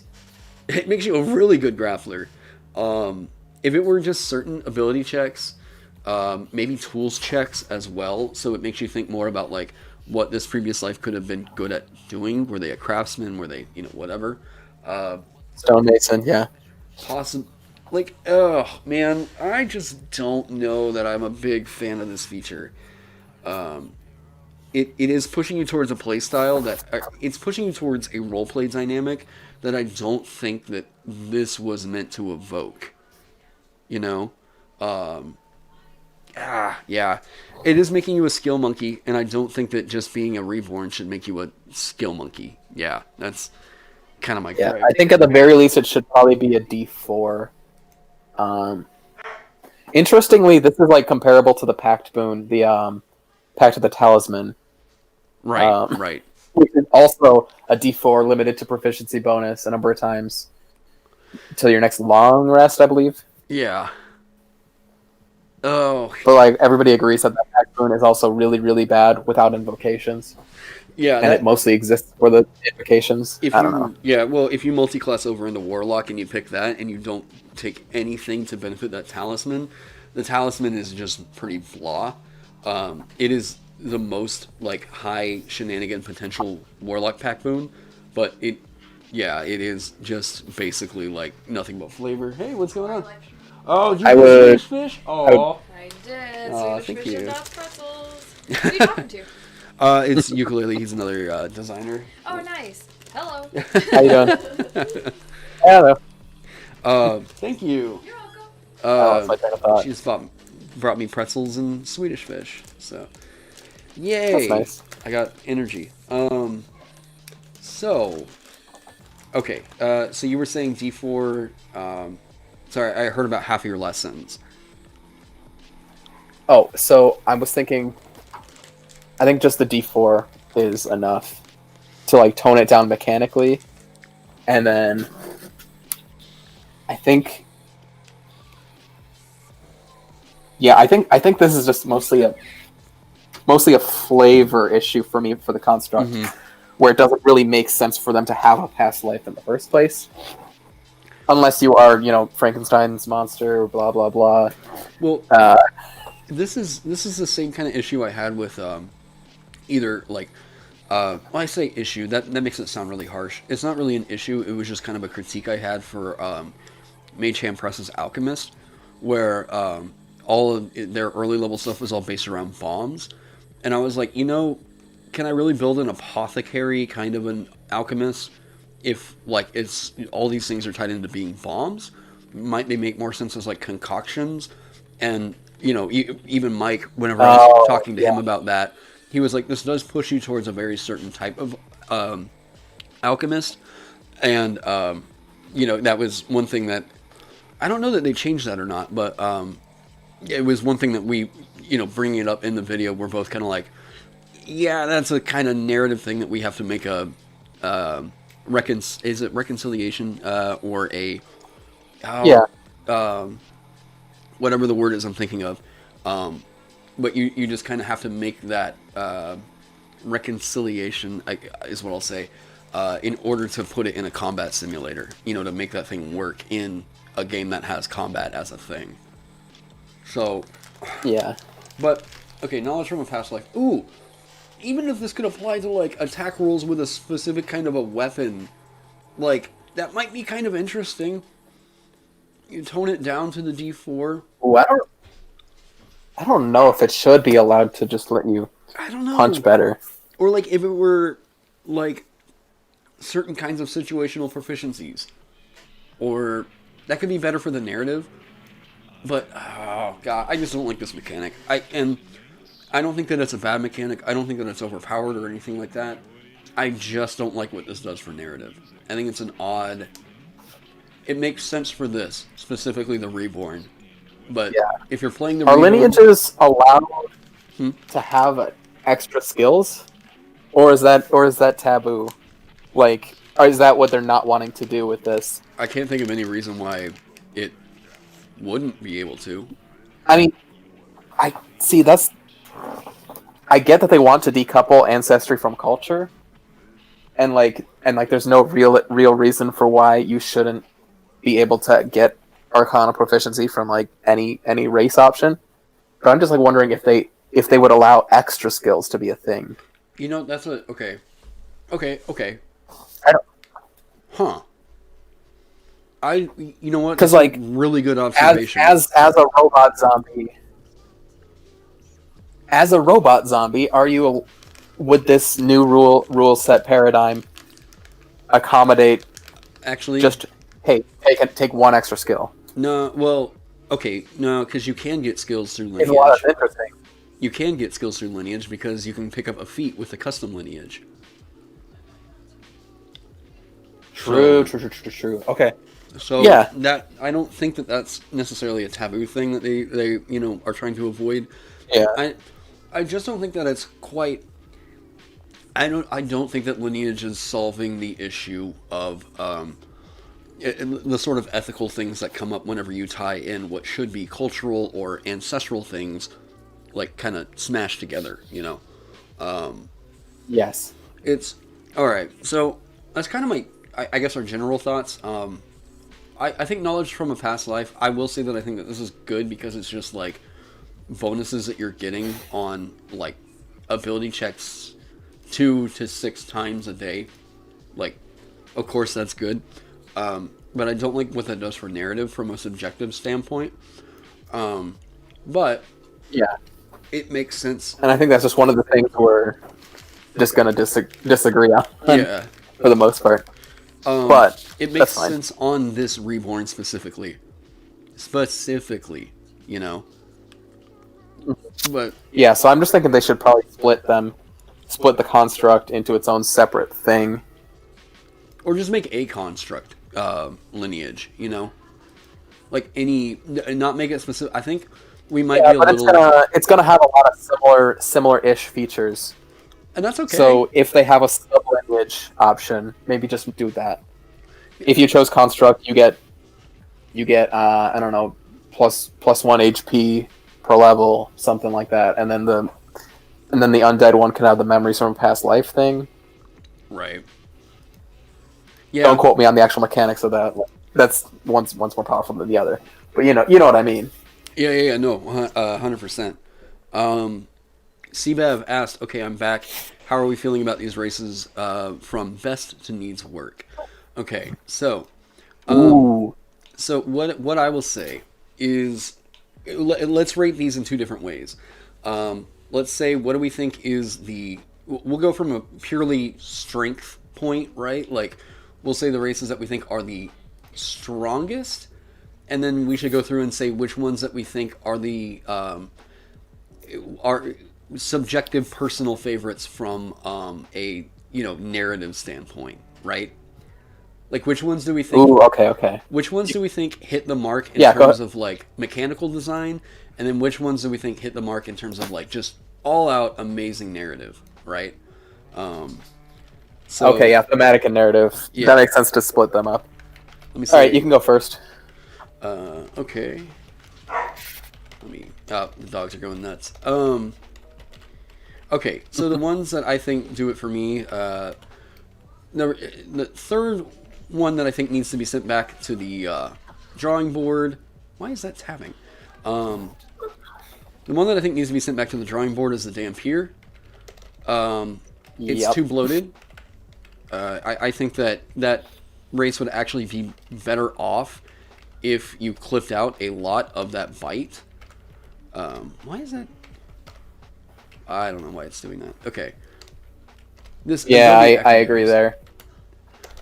I'm trying to type in Adobe Acrobat, and it's just not wanting to cooperate. Oh. Okay. So, let me just do that. Okay. So, yes, Dampier is one that I think needs to get sent back to the drawing board. It's just too bloated down. That main core mechanic about like biting and everything that could get trimmed. I don't mind the spider climb so much. The fact that it scales at 3rd level is making it to where it's on par for a situationally strong 2nd level spell. I think that's okay. Yeah. I think maybe move that to 5th level, just because it is a bit strong for at will. But I don't think that's I can necessary. agree with that. Spider climb is a very Yeah. good position. I think. But- Yeah, I think flying speeds should have scaled with level. It's like Eric Hokra should have gotten like a 20-foot fly speed, and then at level 5 up to 40 or whatever. I don't know. I have zero problems with a race getting like 20 to 30 feet of fly speed, and then it's scaling. My entire problem with Eric Cocker came down to it getting 50 feet of fly speed. That's insane. Absolutely insane. Yeah, fair. I edited for a big book of butterfly races. I love it. It's probably my favorite thing I've ever gotten to work on. It's I don't know how to pronounce it. It's called, I think it's Papelline. You'll get it out. It's like it's like we gave one of them I want to say a fly speed that you can only use as a bonus action, and it was like a hover 10 or something like that. Yeah, I think if you're getting rid of your bonus action in order to do that, I think it would be like kind of okay. Like, to maintain the fly speed requires your bonus action. I think that would be pretty okay. I do think that like supporting your own weight, like with flight, especially during combat, it only makes sense that it should take up some portion of your action economy. And then maybe at like 9th level, it doesn't anymore for some reason. Cool. Yeah. Anyways, second place where I think like, strongest mechanically is probably the Reborn. Reborn, just knowledge from a past life, I'm not a huge fan of, but it does make sense on why it's here on this. But I think from pure mechanical strength, what this is doing is like, we know that these are all good passive benefits to get.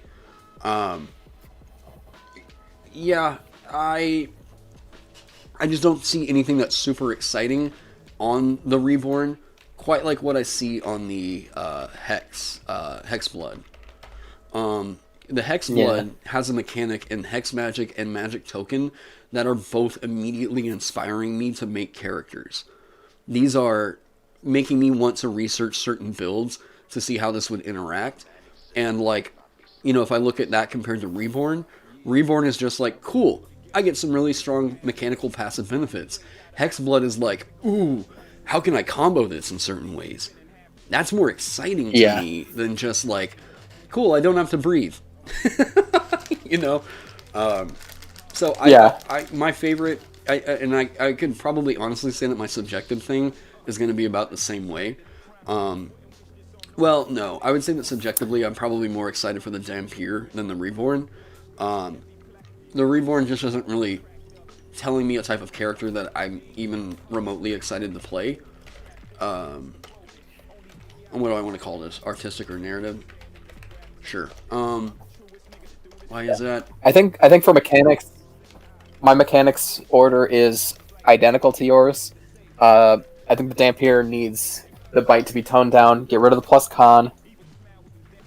Yeah. To the attack roll. You can keep the damage. I think that's fine. Or just make it a D8. Make it a D8 instead of adding con.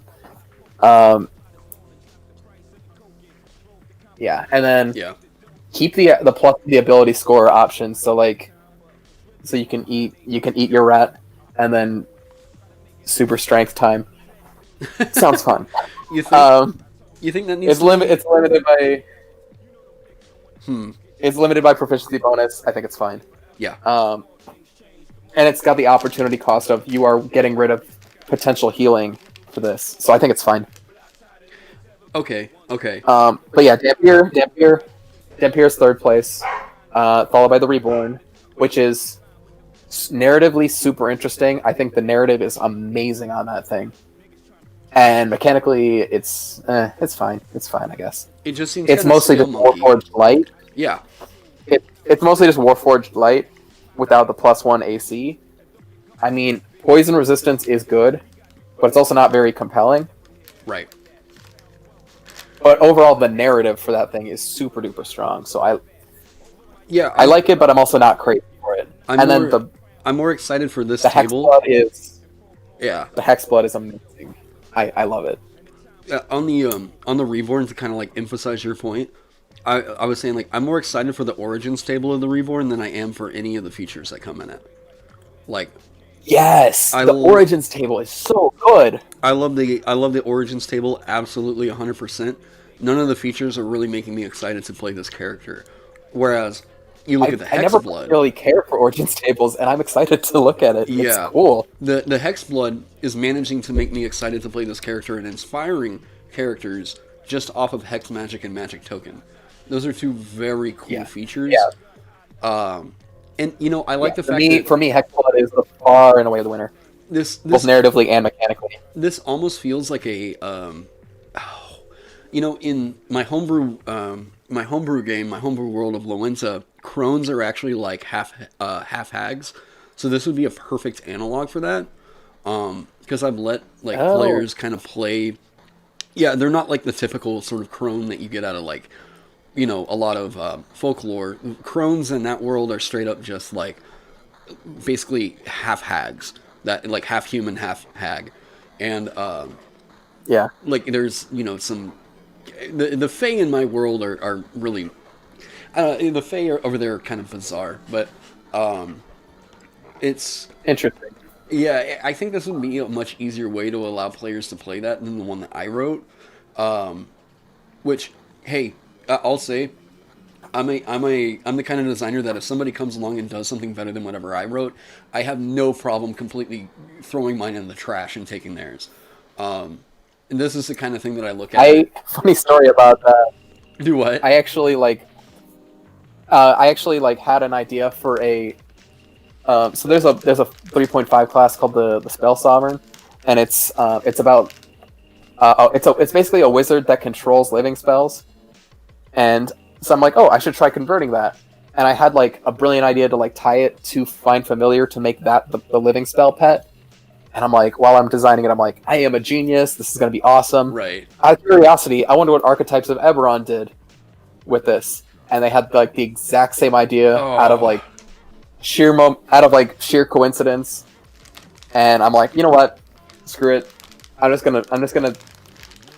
gonna point to it in my product and say, hey, if you want a wizard that controls living spells, go buy that one. It's Right. cool. Oh, yeah. Yeah. Stuff like that. I definitely see if somebody else does like a concept as like better than me, I'm just like, you know what, you can have it. Oh, yeah. Let me catch up with chat real quick. Moonring said, hey, can you read my comment above my donation? Oh, yeah. Thank you again for the donation. Hey, Indestructible Boy, have you seen the 3.5 binder class from the Tome of Magic book? I have not. I heard it was considered very well put together class.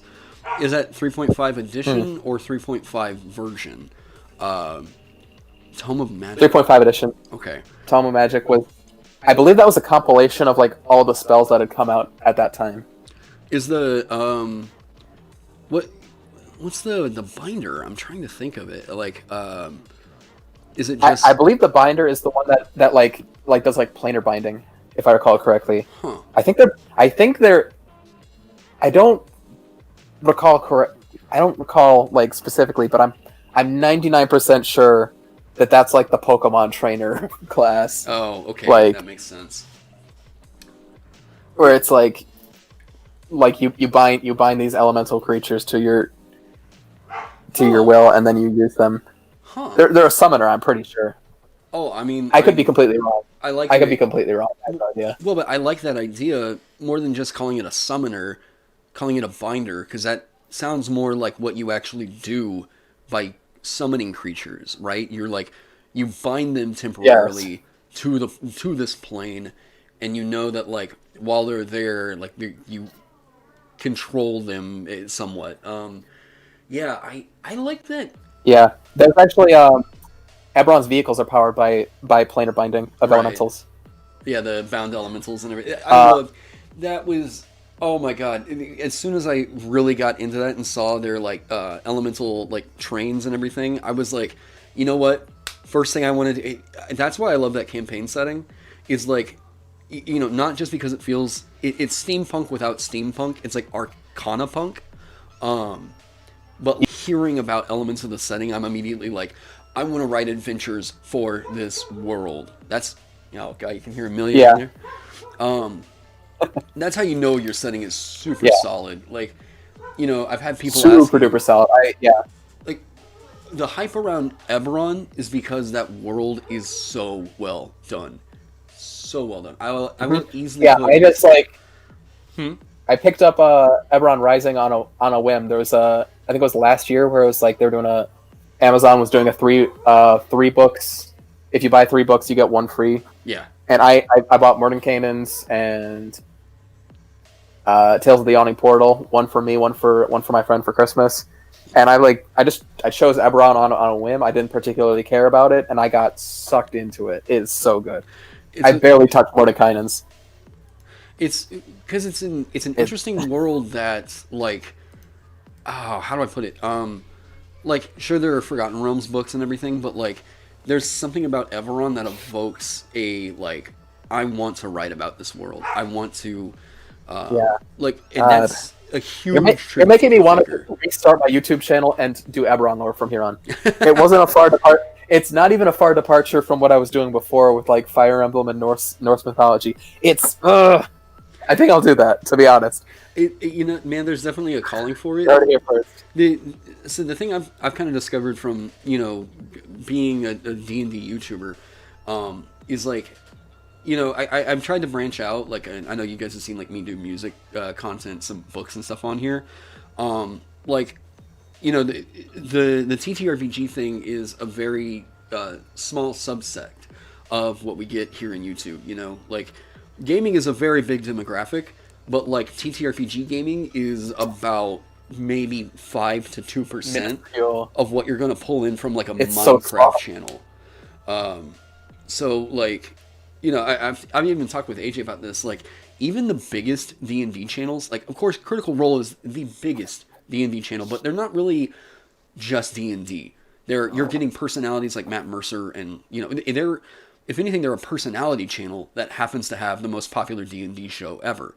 But like, Yeah, and hell, XP to level 3 is like they're kind of sold on their personality too. And I honestly, they're like 1 part D&D and like 2 parts like sketch comedy in a way. yeah, XP to level 3 is a sketch comedy channel, like 100%. Yeah, And you know, or 'cause I guess one part sketch comedy and then like 3 parts D&D. I like his brand of analysis in like, you know, talking about like homebrew rules he's used and stuff. I've like his Tomb of Horrors video is one that I watched and I was like, wait, hang on, like, can we talk about what you think this dungeon is supposed to be? Because like, you calling it bad because it kills the players like for no reason, like that was part of the thematic of this dungeon, what it was made for. Like, don't put this in your world, man. I mean, yeah, but that's also just like, I think he makes it fairly clear that that is a bygone era, and that's like a thing that didn't need to be converted to 5e completely seamlessly, or at least make a version of it that isn't frustrating to a modern player. Honestly, I don't really care much for Gygax's like dungeon design at all. So like, I do think that we've figured out dungeon design since Gygax. That is now in defense, like Tomb of Horrors is one that I literally only run on request. I only run Tomb of Horrors if people request me to run it. At a convention or an expo where my buddies are like, you want to just get some beer and pretzels and see how far we make it? Like, you know, that kind of thing. You go into it because you want that grindy kind of like Dark Souls experience of, yes, please kick my ass, daddy, I want more. You know, like, that's what you want. But like, say what you will about Dark Souls, but it feels like your fault when you die. And like, I don't know, Tomb of Horrors doesn't feel that way just from like me reading it, but it might be different. Fair.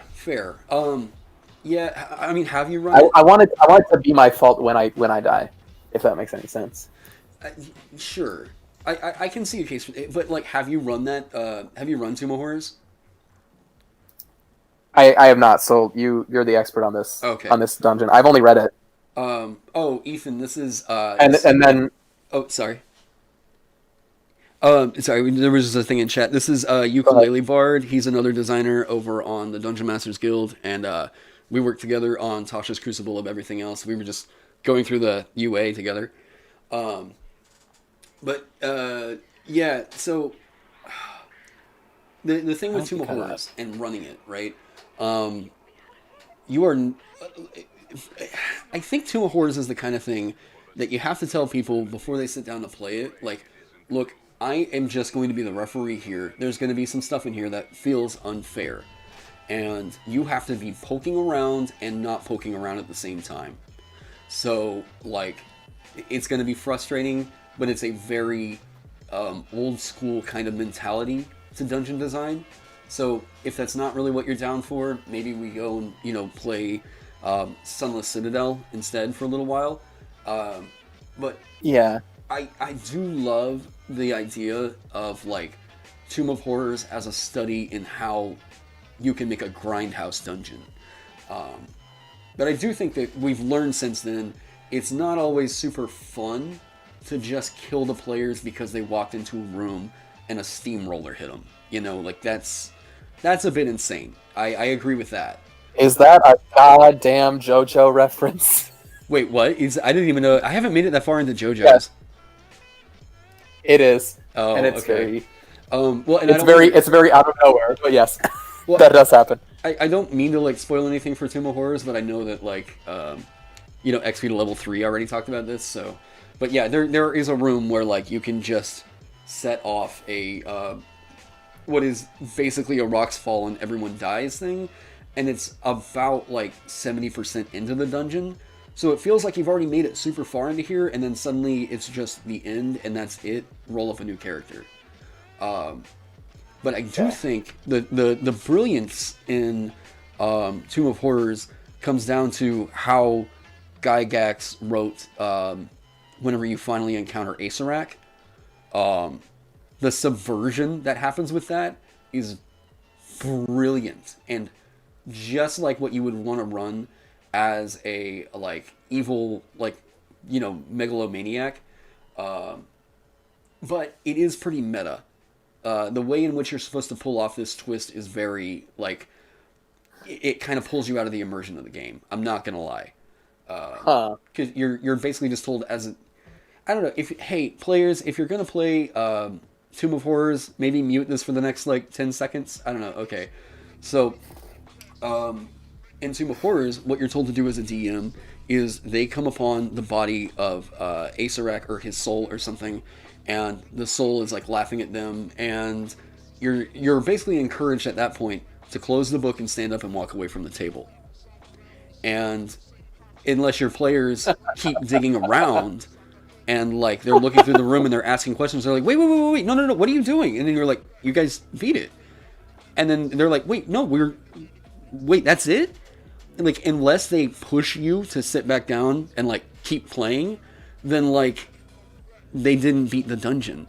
And I'm like, I don't think that's necessary. I think that's a way for you to like fuck with some people at a convention. That's not necessarily something I think I would do, you know? Like, I think there were better ways to get that. I think it would make more sense to like, don't let the bit go on for too long, and then finish the dungeon. I think that'd be a fun meta thing, but like, don't actually end the session there. That's cruel. I mean, it says enough if like they're just like, all right, cool, so I guess we're going home, and then you're like, yeah, you guys done? Like, you know, do something like that. Not necessarily like, like make it to where they know in game that the dungeon's not done, but out of game it seems like, I don't know, how do I put it? Maybe like, yeah, in game, figure out a line of questioning in which it's like, you get to that point and you're still sitting there, and they're like, wait, so the dungeon's over? And you're like, yeah. You know, I mean, I don't know. Screw with them a little bit. I don't know. Like, yeah. Oh. But I think I also just kind of have an admiration for the old school stuff. I love the old school style. That's why I wrote Through the Fire and Flames. It's because I wanted that, like, kind of old school dungeon feel to it. And, yeah, I just dig the aesthetic more than... I dig the aesthetic more than a lot of the creations that came out of it, if that makes sense. But that's fair. But anyways, wow, we've been at it for 2 hours and 40 minutes. Hey, holy, yeah, no, I mean these. I always find that live streams, like I'll sit down and I'll be like, yeah, we can do this in like 4 hours, and then I look up and it's like, I just got finished talking about the first subject and we're like at 5 hours, and I'm like, what? Just wait, what? Time flies. Yeah, we spent 40 minutes on the damn pier. Yeah. Which means we probably spent... I feel like we spent barely any time on the Reborn. Which, honestly, is fair. It's just kind of dismissible because we've seen all these features before. We know that they're good, but it's like nothing's exciting. Whereas you talk about like Hex Blood, yeah, and it's like, oh, there's builds in there. There's some potential that is like real scary, you know. But, yeah. You know, I'm thinking like, what if it was a resistance to force damage? It's such a rare thing that it's like not a powerful feature, but it's also something fairly novel that we haven't seen. Well, you know what's kind of interesting that you can tie in with that? That's the only creature that gets that in the game is the Helm Horror. Helm Horror, that was exactly my train of thought. Which would be kind of a reborn if you were going to do that. That's okay. That's pretty funny. I mean, I'm not gonna lie. I think that like, you know, I think resistance to force damage. I would so much rather see them put that on characters instead of like, I just don't like magic resistance as a feature. Not only as a racial trait, but also on enemies, because I don't really think that it gets across this idea of like, you are somehow a mystical creature that like spells have a harder time affecting. It feels more mechanical than narrative, and magic resistance is just a feature that I see slapped on to like kind of beef up something. I don't know. I've just never been a big fan of the mechanic of it, and I think there's cool ways that you can get that across. Resistance to force damage for one would be a way, but anyways, so here we are at the end. Thank you so much for being here. Super last minute, and yeah, being willing to just sit down. No worries. And throw some ideas out there. Where can everybody find you? Oh, that's a good question. All right, so you can find me on Twitter. The comments below. So we got, and you can also find me on the Dungeon Masters Guild. I put a comment there. You could just search my name. I just did a Mark of Prophecy conversion for all two of you that have an Eberron campaign guide from 4th edition lying around. Let's see. I'm gonna be on a Kickstarter very soon, and I'm super duper excited, but I can't say much about it yet. And I'm also a writer / designer for the upcoming Galder's Gazetteer, which had a Kickstarter last year, like a year and a half ago. And it's supposed to come out soon and very soon. And I'm super excited about that. That was Zephyrion, right? Yeah, Zephyrion. Yeah, Zephyrion. Okay. Yeah. Cool. I'm super duper duper excited to see people like give feedback on the warlock specifically that I'm making. I have a parasite warlock that is, I think it's going to be very very fun. And then there's an Eidolon warlock, which I guess this person wanted a warlock to be with like a pet. So it's like you summon like a phantom of yourself. I'm trying to channel as much JoJo energy into it as I can, while also being something that's interesting. You know what? Not entirely sure how it's going to interact with Pact of the Chain yet. Okay, yeah, I was about to say, you know what could be really interesting is to tie that into like, you know how Hex Blade is supposed to be like the Pact of the Blade warlock. Make this like the Pact of the Chain warlock. I mean, I feel like that was one of my main thoughts. Was that if you have Pact of the Chain, I was going to say you can turn it into your familiar as well. I'm also going to be working on a College of Spoons bard that's supposed to come out in there, and it's coming along. It's just a struggle because I was given basically one of the backers really wanted a College of Spoons bard, and their features kind of didn't make much sense.